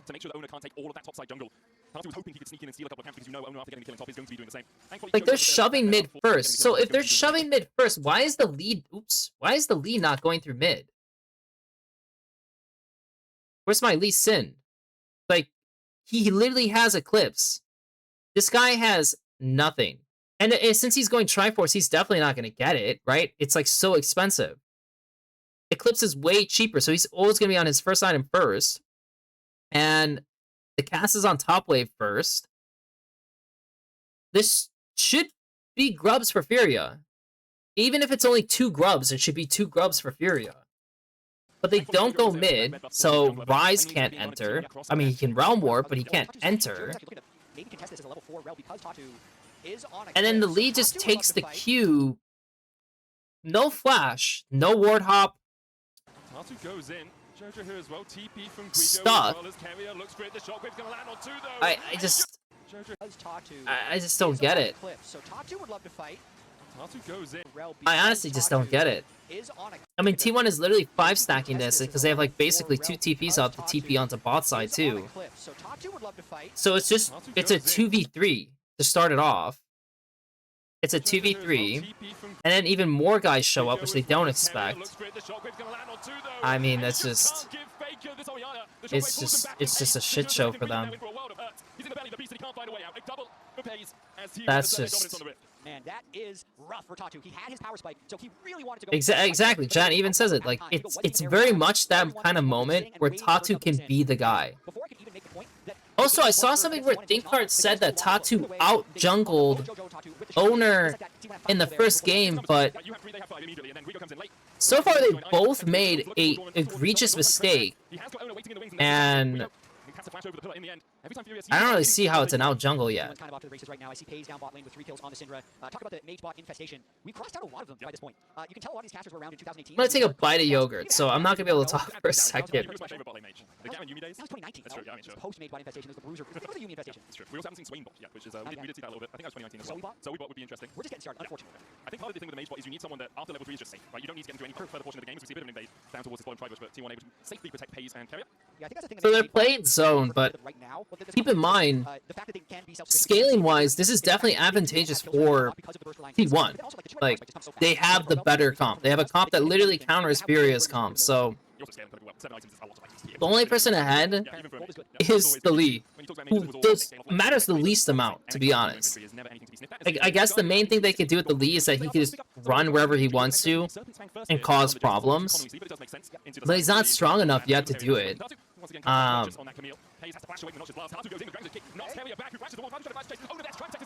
That was well played. Okay, that was well played, for sure. If that's like what he's talking about, think guard, sure. Because they're getting vision. They have Ori move, they have Syndra move. The only thing is they're supposed to play on the waves. If you notice what Faker is doing, Faker is stalling this wave to play for one more. So there's actually no need for T1, like Keria and Owner. This is a negative play. There's no need to do this. If Keria wants to, literally just toss a ward here, or just sit here, right? You can sit here and play this zone, and you're never entering this area. It's always terrible to enter this area. And Syndra's already has this covered, which technically Lee could slip through. So Syndra contesting forward on bot side is pretty terrible. Like he should just be sitting here and waiting for vision to get connected, and that's it. That's how they play it. But so he kind of ints this. Tatu plays on him, which is smart. And even Ayu is playing on this guy, so everything's looking great. Like, people are getting locked up, so now suddenly we have a 2v2, an isolated 2v2 for Tatu. Great kick. The round warp comes in, so he's quicker, right? That's like the only way Rise gets here. He's quicker because of this. Baits Owner to go over, gets the kill, ward hops away. This guy's stuck now. Yeah, like really, that's a great play by him.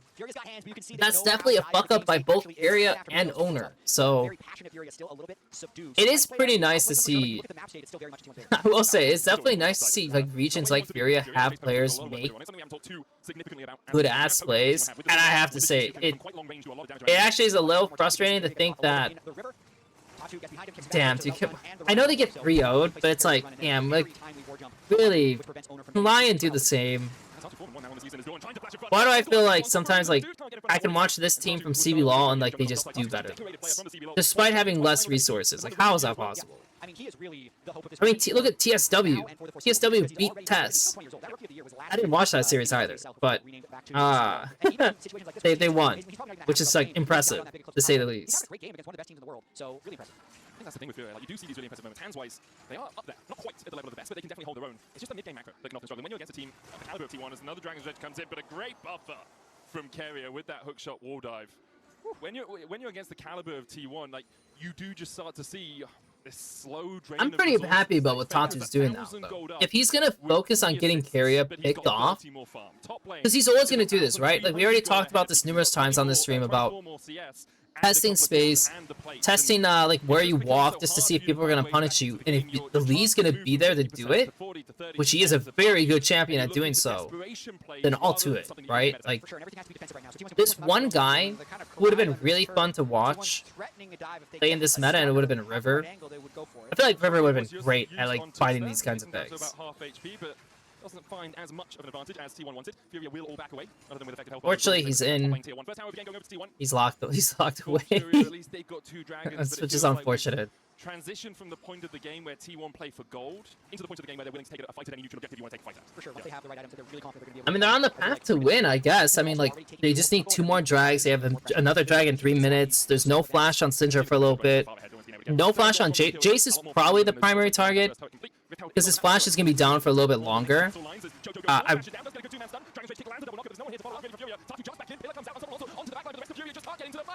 Okay.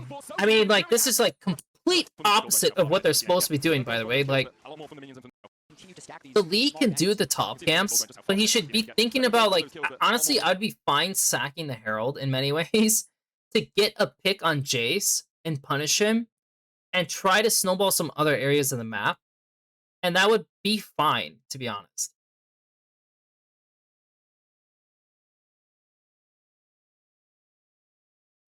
Yeah, I mean, to be honest, I did have that issue with Inspired in certain games where I feel like, shouldn't he, like, he needs to make more stuff happen. Like, he can't just sit back and let the game play out, or else they're just gonna lose. But he does, I will admit, like, if you watch him play, like, he does see the lines, like, what's our win con, like, how do we get this game to a W? And his teammates just don't see it. Like, they just don't see it. Like, maybe Berserker does, but, like, the other guys right now, they don't. And trying to convey that all the time, that's pretty hard. But they do play a much slower style. Like, he needs laners who can upkeep with everyone else, and if they do make some good decisions in fights. They do make some good decisions on the map. But it is a lot. It is a lot to trust, like, everyone's going to play at peak performance in lanes to make it work. And it's just clearly not doable. It's obviously just not doable against the best teams. It's just very hard. But it's like this look here. Like I said, I really don't care about trying to create fights right now. Like, I really want them to try to find a pick on a flashless target with my strong Lee, instead of wasting my Scion TP, wasting my Lee ulti on just, like, nothing. And so two of them just die for no reason. Really, no reason. But they are the weak links of this team, so it's like, yeah, I guess, like, they're the weak links. Yeah, I think partially it's like, at first, you know, I thought maybe the Dokla pickup would be, like, okay, because if Dokla plays, like, a guy who's trying to soak a lot of pressure, like, kind of like the way Whippo is, it can lead to good things. But it, obviously, like, he's just not as good as Whippo. For Berserker and Masu trade, I mean, in the end of the day, Berserker is probably playing better than Masu, so that's been great. But then it's like, it's Busio versus Isles. And Busio was not good on melees the first year. Like, the second year is when he really, like, stepped up and grew into it. And then became, like, an actual, like, good support player. So it took him 2 years to get into it. Then Quad was always going to be hamstring to a certain point. Like, he plays well up to a certain level, and then it falls off. So even that roster was obviously, like, it's like hamstringed in a way. He can only do so much. Of course, if he was on G2, it'd still be slightly the same. I mean, BB's game ran consistently. I will say G2's bot lane is playing well. And obviously he would have cap. So I guess the only issue would be top lane. If he was on G2, it would just be top lane. But one good fight, a good pick with numbers advantage, could bring them back in this game. So Furia needs to remain vigilant and look for their opportunities. They'll be searching for them, and they have the tools at their disposal to do it. A good Lee Sin kick into a Magnet Storm. You've got Pet Gaze there. You have flank possibilities with the Realm Warp as well. So there are still ways for Furia to get back into the game. They're becoming increasingly rarer, I would say. And T1, as you said, like, even Whippo was running BB. Whippo. Sort of position. At least against, I mean, even against all levels of teams. To be honest, there's a reason they're 3-time back-to-back world champions. They have the greatest shot caller in the history of League of Legends in Faker, the greatest support in the history of League of Legends. I have not talked about this game at all for the last, like, 3 or 4 minutes, but it just seems like T1 is progressively gaining rounds with the vision. And I mean, like, again, Furia's comp is heavily reliant on being ahead in early games, so if their side lanes can't shove out waves, Lee has to make independent plays, which he just hasn't been doing. I do think that Herald moment was pretty important. I mean, that Herald moment really just, like, the fact that T1 got 2 kills and they get Herald, they break mid. Now the Cassio's playing even further back. Now the carriers are running around even more. It's just, what do you do? I literally don't know what you do. I hope chat is spamming the correct name for this. As they're going for carry, actually. Yeah, but Kevin's sidestep good enough just to walk away from this. Not much for Furia to play around as Shockwave goes down. Faker trying to chase out Turts. Good! Flashing kick back onto Pace, and with the fans coming in, Pace will fall down, trying to survive the carrier. I mean, it's like Just to walk away from this. Not much for Furia to play around as the Shockwave goes down. Faker trying to chase out Turts. Good! I mean, yeah, it's beautiful. I mean, it's a beautiful play. He finally makes a play, but it's just so late. It's just way too late. And so this is again, is this not yet another game I'm watching where I feel like G2 did it, Lions did it, now Furia's doing it, where I feel like you just kind of draft in a way that makes it hard to play the game. Just like tools of access, like your early picks are so tunneled on a certain like style that you just can't get out of it. One of the benefits that Pace gets is the fact that there are always minions in his wave. And but like at least in this case, like, you know, it was still doable to get out of it with an 80 carry, but they didn't do an 80 carry. Jojo does find a little bit of a flank here. Ona's going to spot him out with the Oracle's alteration. Shadowing strike with the stun. Jojo beginning to walk away, but Quigo and Tatu are here. That's making smash dodged by Ona. Sonic wave from Tatu. This is just for the disengage. Goes back in, looks for the safeguard kick, but fall out with the shockwave. Are you from the side to it? Looking at the realm warp as well as Ona. Maybe he's got a little bit too deep. Room prison on Ona. That's making smash there for the follow-up. Ona locked up in the midst of Furia, but he just walks out. Yeah, I mean, I don't even need to review that fight. And they're just buying time. Doran this entire time is pushing bot lane and lining his wall. I don't even need to review that fight. Like, they just don't have the damage. They literally do not have the damage. Because again, these guys can also itemize MR. Like he literally has Spirit Visage second. Like, it Mercs. Like, it's just... He has such an easy job for this game. 10 out of 10. DPS, not enough out of 10. It wasn't 0 out of 10, there was some DPS there. Damages per second, especially pre-mitigation damage per second was really high. Really high. Yeah. Sadly, mitigation exists as this feeling. But this goes to like 40 minutes, doesn't it? We talked about the vanishingly rare opportunities for them to get back into this game, and they saw the window. It's like a 40-minute game, so... Alongside that subjugate, and now Tatu, Jojo, and LU are on the run. I think T1 will just back away for their prize in the Baron. I'm trying to figure out how to get that late. Did they actually get some like crazy picks or something? Oh, maybe not. Oh, it's not a 40-minute game. It's like a 30-something minute game. Importantly, didn't kill the enemy jungler either, and so Sonic Wave resonating strike into its might is a lot of damage. But has that ever stopped a T1 Baron before? Like, ooh, they might steal it. Like, Owner doesn't care. He doesn't see enemy junglers. That is very true. I will say, I think there was an expectation around T1 Barons a couple of years ago that they were a little bit more flippy than they are now. I think they worked really hard on their Barons, and I think they're a lot more controlled into when they take them, which is why we see, as you very well mentioned, they're not just going to force it. They're like, we have low DPS, the jungler's up, we're not going to go for it. I think as a team, their Barons setups tend to be... This is kind of a sad win. To be honest, or a sad loss, I guess you could say. Because... They're the best team around Baron in the entire world. Oh, Shockwave wants Tatu. There's the pillar. He has the flash. Oh, you know what? With the Trundle pillar. Really awesome. And now... This actually reminds me of Okay, Tatu is still around. one of G2's losses versus HLE. I think it was against HLE. They had a game where Skew could have accelerated the game with two different contests. But he decided to sit back and kind of play things a little bit slower. Sometimes that's like what Inspired might do. And because he decided to do that, they missed key chances to kind of snowball harder than they than they really should. Like, then they snowball harder like they should, not than they should, like they should.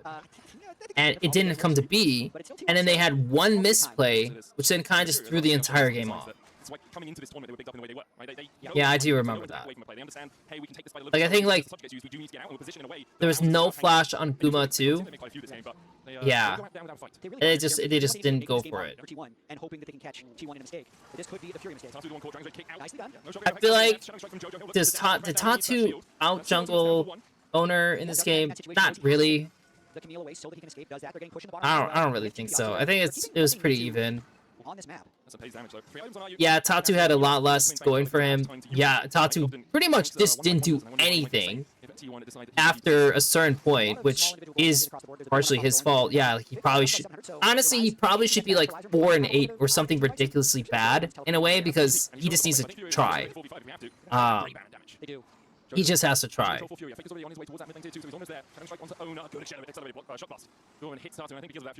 realize that Sneaky Baron play might not be on, at least for the moment. Yeah, probably best they didn't even start it. Didn't need to necessarily draw T1 in a little bit, but T1 doesn't. I have so little to say about this game. This is kind of sad for me to watch. I might. Okay, I probably need to like advance this a little bit.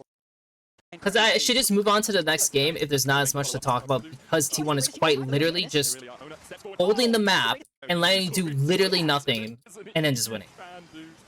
T1 is the greatest team of all time, though. There's no shame in this. They really are. Ona steps forward. Oh! Shockwave from Ona. The Magnet Storm catches him out for now. Tatu tries to dodge away. Yeah. He's allows the Yeah, this is definitely over. If they had a little bit more damage to do, and I used to try and walk up. This is definitely over. I'll probably say Objective always. And will manage to. Wait, does hit. I'm trying to think who's the MVP of this game. It's probably Furia, but like it probably is him for just how the game was played. Like he just was everywhere and doing everything they needed. And because the laners just did so well that yeah, and the comp was just like a natural counter to what Furia did, it was over. One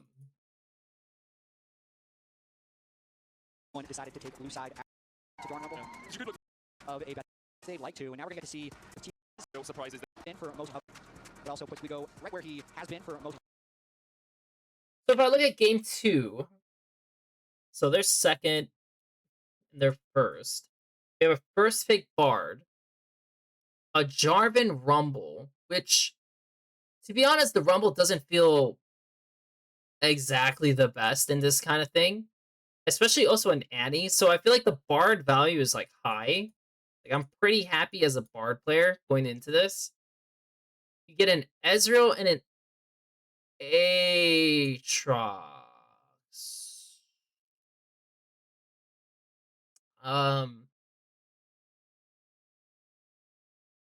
An Aatrox. Why would he pick Aatrox?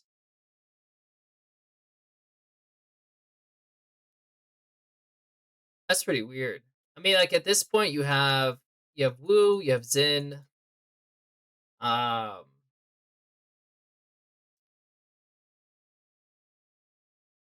You have Fury.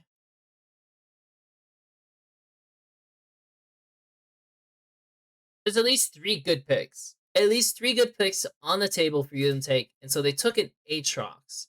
And keep in mind, this is not a flex. Flex? Question mark? No. Aatrox in the Rumble, not playable. If the Rumble's a good player, you'll just get smoked. So this is not a real flex pick. This is just a standard Aatrox jungle, which is like how I would envision it if I was T1. Then they take an Ahri into Annie, which also is kind of like not really the pick into Annie. This is also kind of like really whatever, and especially with an Aatrox, this is like together, just like bad. I feel like they should have found a way different answer than this. So I don't like this. They get a Caitlyn Lux, so that's obviously gonna be a problem for bot lane, and it also is gonna be a problem for Aatrox because he's like just whatever. And then they toss an Ornn in there. This is, dude, this is not it. This is literally not it. of the split, kind of weak side top, and let's play the there it is. Carry 100% win on this Lux split. We're game 5 first. Yeah, they're like very really at least.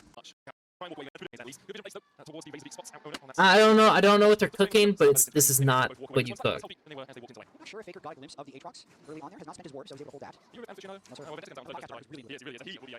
He should just clear out. I mean, he's not gonna base for any kind of like buy or whatever the case is. There's no value in it for him.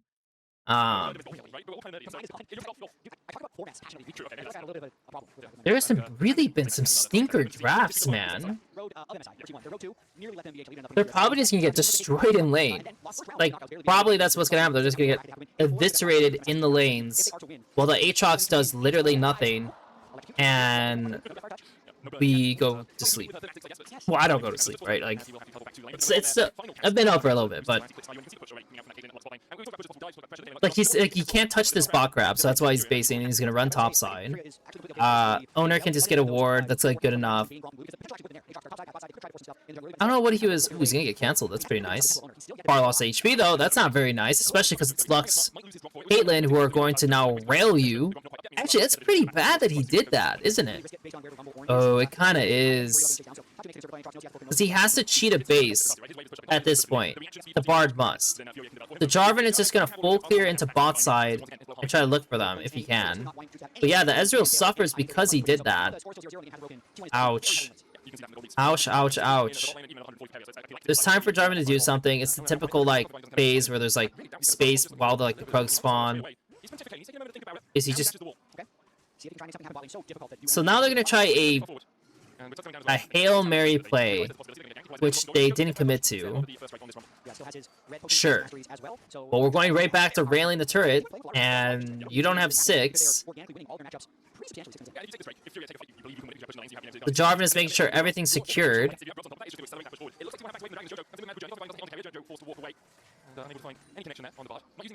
Aatrox is so sad. He's actually so sad. Until we have data that using the skin doesn't just result in a T1 win, or not using the skin doesn't just result in a T1 win, I don't think we're making wins. Pretty spending too much. Just a decision that can compare all of the bars against carrier, win percentage with carrier, same without carrier, and then we can draw some insubstantial conclusions off that. You know, lies down, lies and statistics. The grubs are gonna spawn. These guys have been consistently, like, people are consistently swapping for grubs at this point. So keep in mind, there's, I mean, I guess the Ornn could keep the wave down a little bit, but like the Caitlyn is just gonna be able to farm plates. So in the end of the day, grubs is not like the most important thing to them. And so they already established control of bot side camps, which is not something you want to like. That is not something we've been watching as much. Like he went on the top side. He hasn't based yet. He could do his wolves to like first, right? But he wants to get the base done exactly when grubs are gonna spawn. So if this guy starts grubs, he's on the camps already. So that's how they plan this. And now they can zone Ezreal or whoever is looking bot permanently and just play on plates if they really wanted to. Like, he could be on... Honestly, they could be playing on the Gromp. The only reason they may be not doing it is... Oh, they should know he's on grubs, though. From what I've played and watched, so this Scuttle Shrine, I believe when you first hit the grubs... I don't know if this case, if like it's gonna reveal it necessarily, but almost 100% of the time, if you're watching it, a little grub, like, you know, the little grubs that spawn, will actually enter the shrine. And so you can almost, I'm pretty sure you can guarantee tell that someone's on grubs from just the Scuttle Shrine.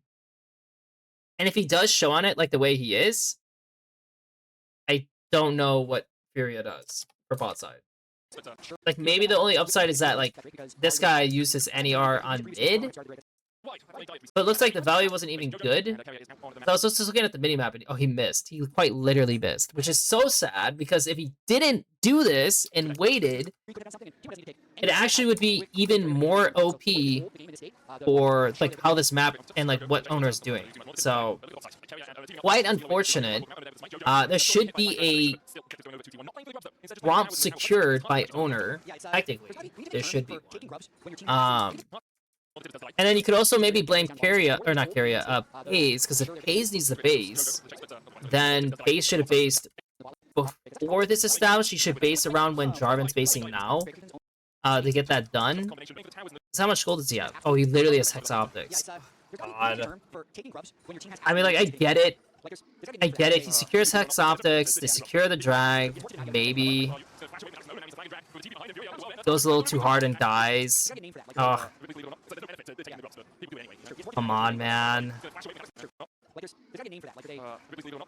How obnoxious. It's like on T1 side,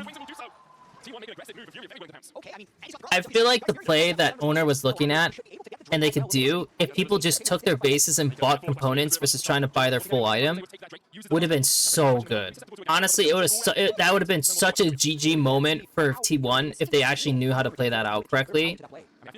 But they didn't, so it kind of turned into a fumble, which then turned into another fumble. Like, they still can get the plates, right? The tower, but yeah, they messed that up a bit. And again, yeah, the Aatrox also is very useless.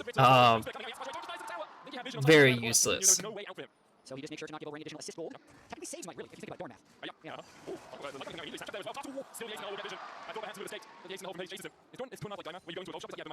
it's just a perversion math. It's like, well, I need to die, otherwise I get more gold. Yeah, that's math.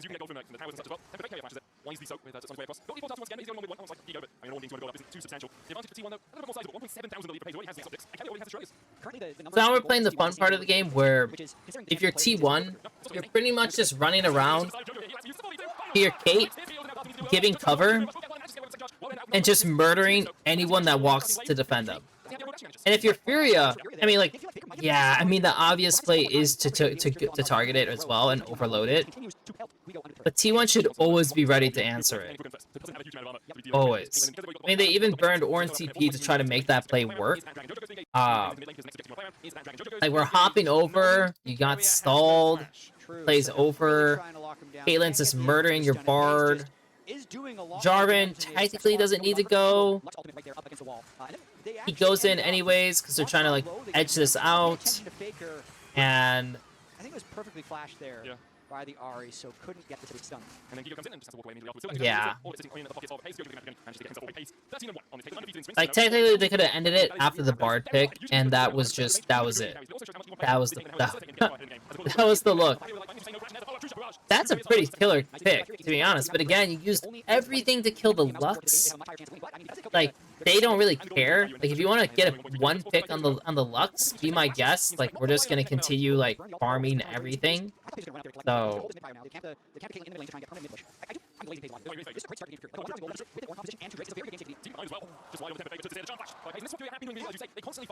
Burn the Ahri, like TP to get a flash. Owner again is just slamming it. And this is what Furia have been doing really well. As you I mean, the play's over. Constantly find ways to burn those summoners to get picks. Like, they're literally just chasing this guy for fun, to be honest. These guys are so funny. T1 is, yeah, T1's definitely equally a funny team because there's just so little need to do what they did there. Like, once someone lives, survives the play, they should be happy. And I will say T1 is also the kind of team that, and I remember this way back with them winning with Zeus, not with Doran, but winning Worlds the second time with Zeus.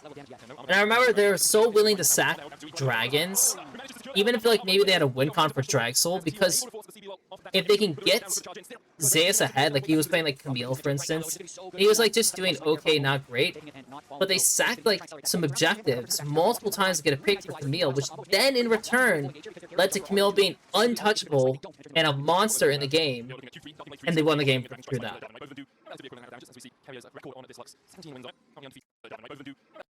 17-3. Yeah, that seems perfectly fair. Yeah, they're doing a good job of focusing Furia. Again, it just all it does is just kind of buy you little bits of time, but it's not really improving the game. It's just helping you stay in the game, I guess. But their comp is so terrible that it's not gonna matter.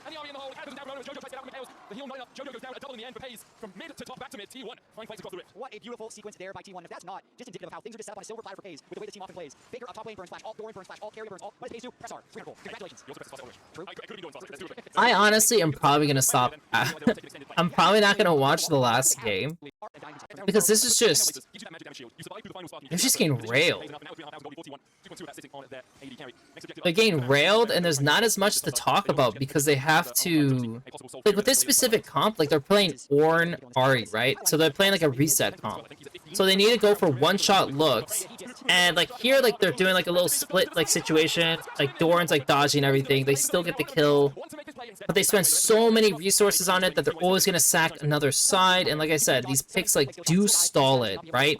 Like they stall the game enough for you to stay alive. And like I think maybe the best way to view it for Furia is like they could do enough to get like they could get a miraculous third drag steal and then like play a soul fight, miracle fight, and win. I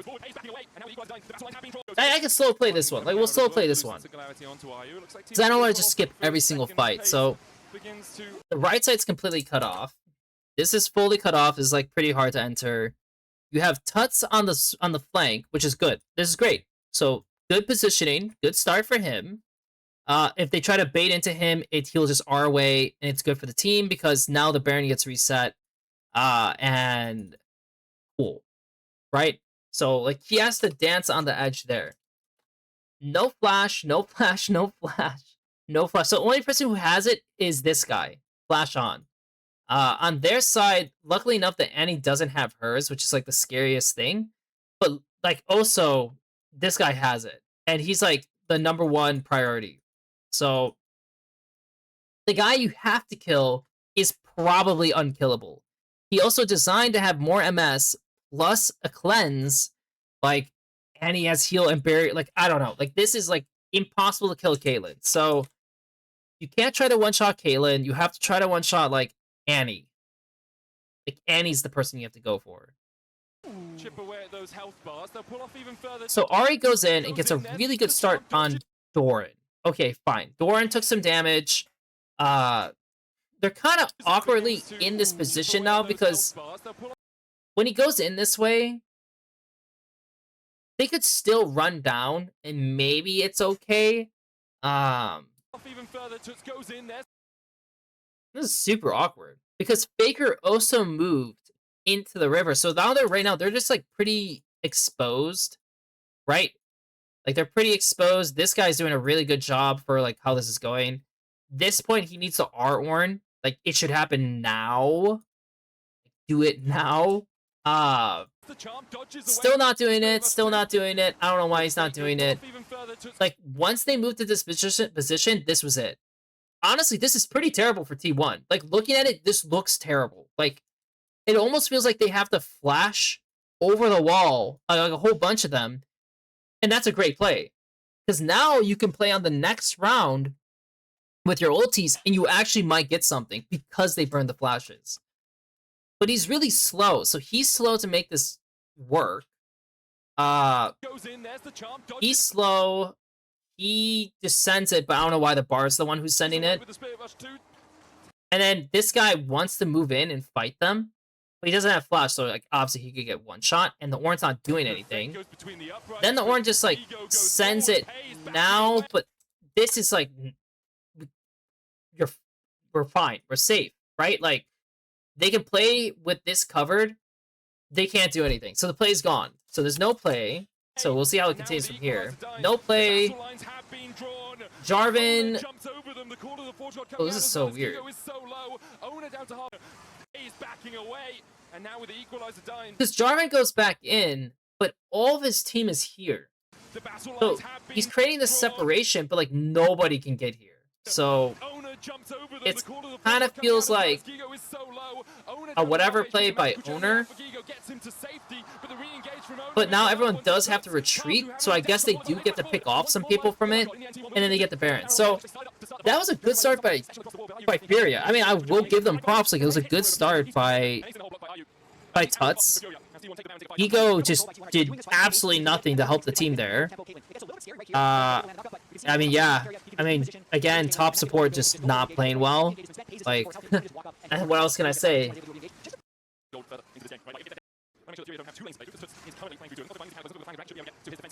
And Owner was... I don't know. Owner was just okay. Like, obviously some things he's doing are good. Other things he's doing are just, like, not the best.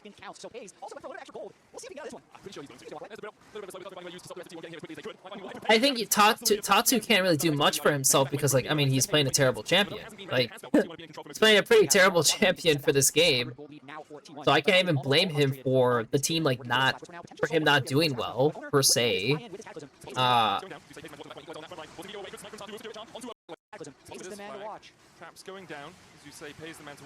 like a good Rumble R, I guess. He got the drag, but it's like, again, it's not soul, so it doesn't really matter. Jarvan just kind of dies.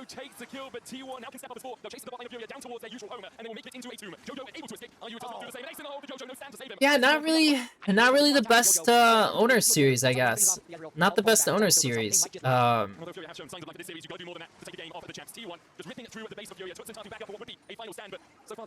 It should end soon. It should end soon. Okay. So MVP, of course, like it's very obvious who it is. It's literally Furia and Paze. Like it's the bot lane. They were easily the best. I'm probably gonna assume because I'm not gonna watch this last game. Just because it's like, yeah, it's not very fun to watch. Like at least with the Lyon BLG series, there were moments happening that made you like interested in it, you know? To break down. But in this one, like, yeah, they're really just getting like slammed. For sure, Furia's issue is their top and support. Even though Doran is not like, and Doran's not having a great MSI either, and yet he's just dumpstering this guy, which makes sense because like it's not like Doran is like a terrible player. Naturally, Carry has the best support in the world. Yeah, he's gonna make a lot of people look stupid. So like, you know, maybe you want to say that JoJo's not like the worst kind of player, but I don't know. There's some moments that for sure it just doesn't make sense by them, that they're overreading, and I mean these two situations are just getting worse. Tuts is like getting a little bit more handled by Faker, and I think just certain key moments of where they should contest just weren't correct.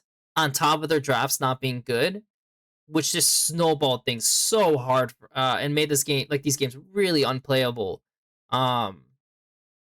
Which sucks because again they did pretty well against Lyon.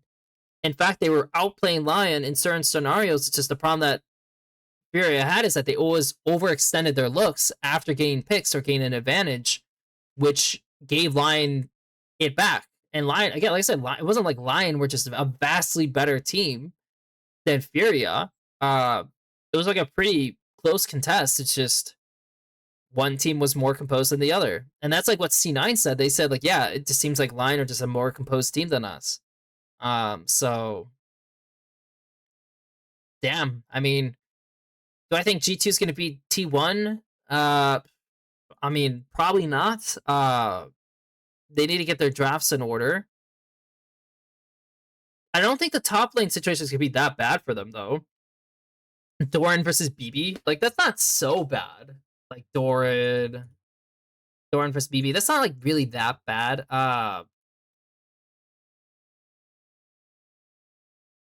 Owner versus Skew. I think there's some issues that Skew might have going into that game, and I do think that the whole way they play around mid, they can't give that up. And I do think Lebrov can rise to the occasion. I actually think this has been a pretty good tournament so far for Lebrov. Yeah, it's just mostly because Doran's not as good in lane, and it's just like the way what BB plays. As long as he's playing something that's like not just like super dumb, like he's not playing like the TF, he's not playing like champions that just don't really make sense for the composition. You know, like we're actually trying to play real champions that help our comp. I don't think it's gonna be nearly as bad. If he does get dumpstered, then we can just say it's the end of BB. Because he seems to always do worse internationally against these other tops. But this is probably the key of the game. The key of the series is like, will he rise to the occasion, Lebrov?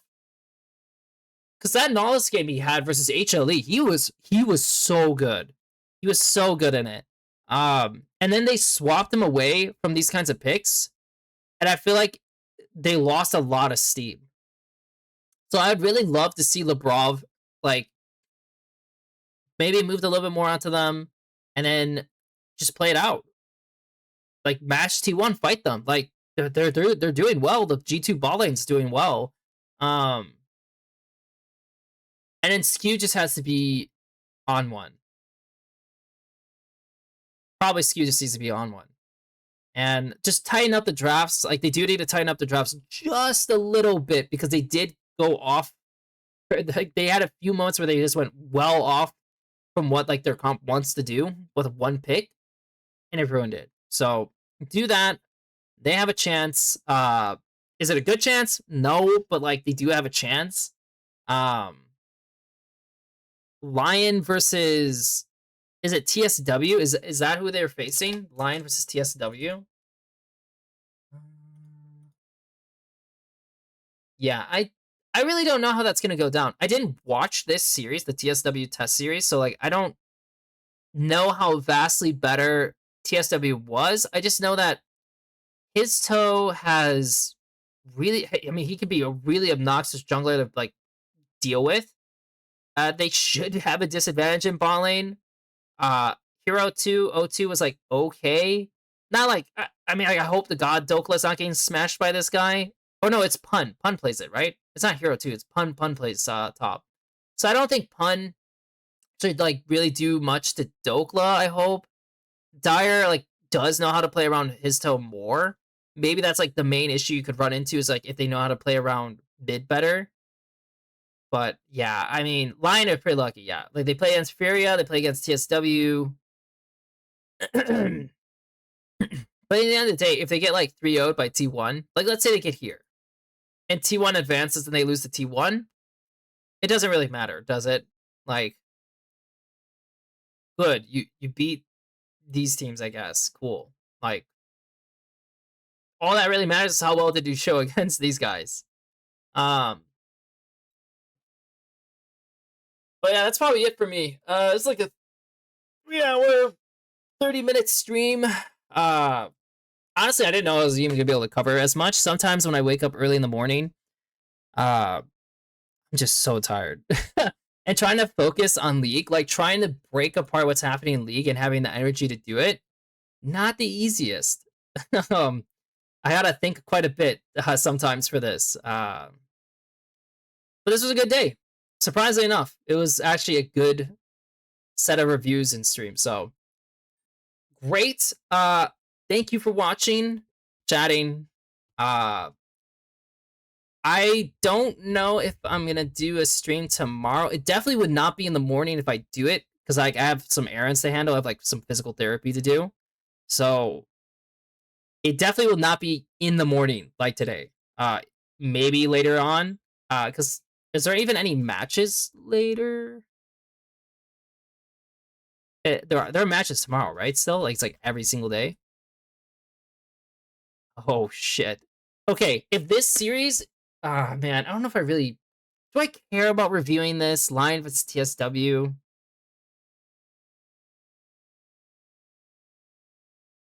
Oh, but this is like late at night Tuesday, so yeah, there is no games.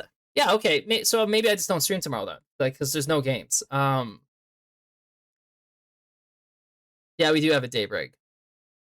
This is gonna be the one that's a lot more interesting, and then of course, I mean, this is like the one to watch. Yeah. All right, I'm done. I'm gonna eat some food and then get on my day. So, see ya. Thank you for watching.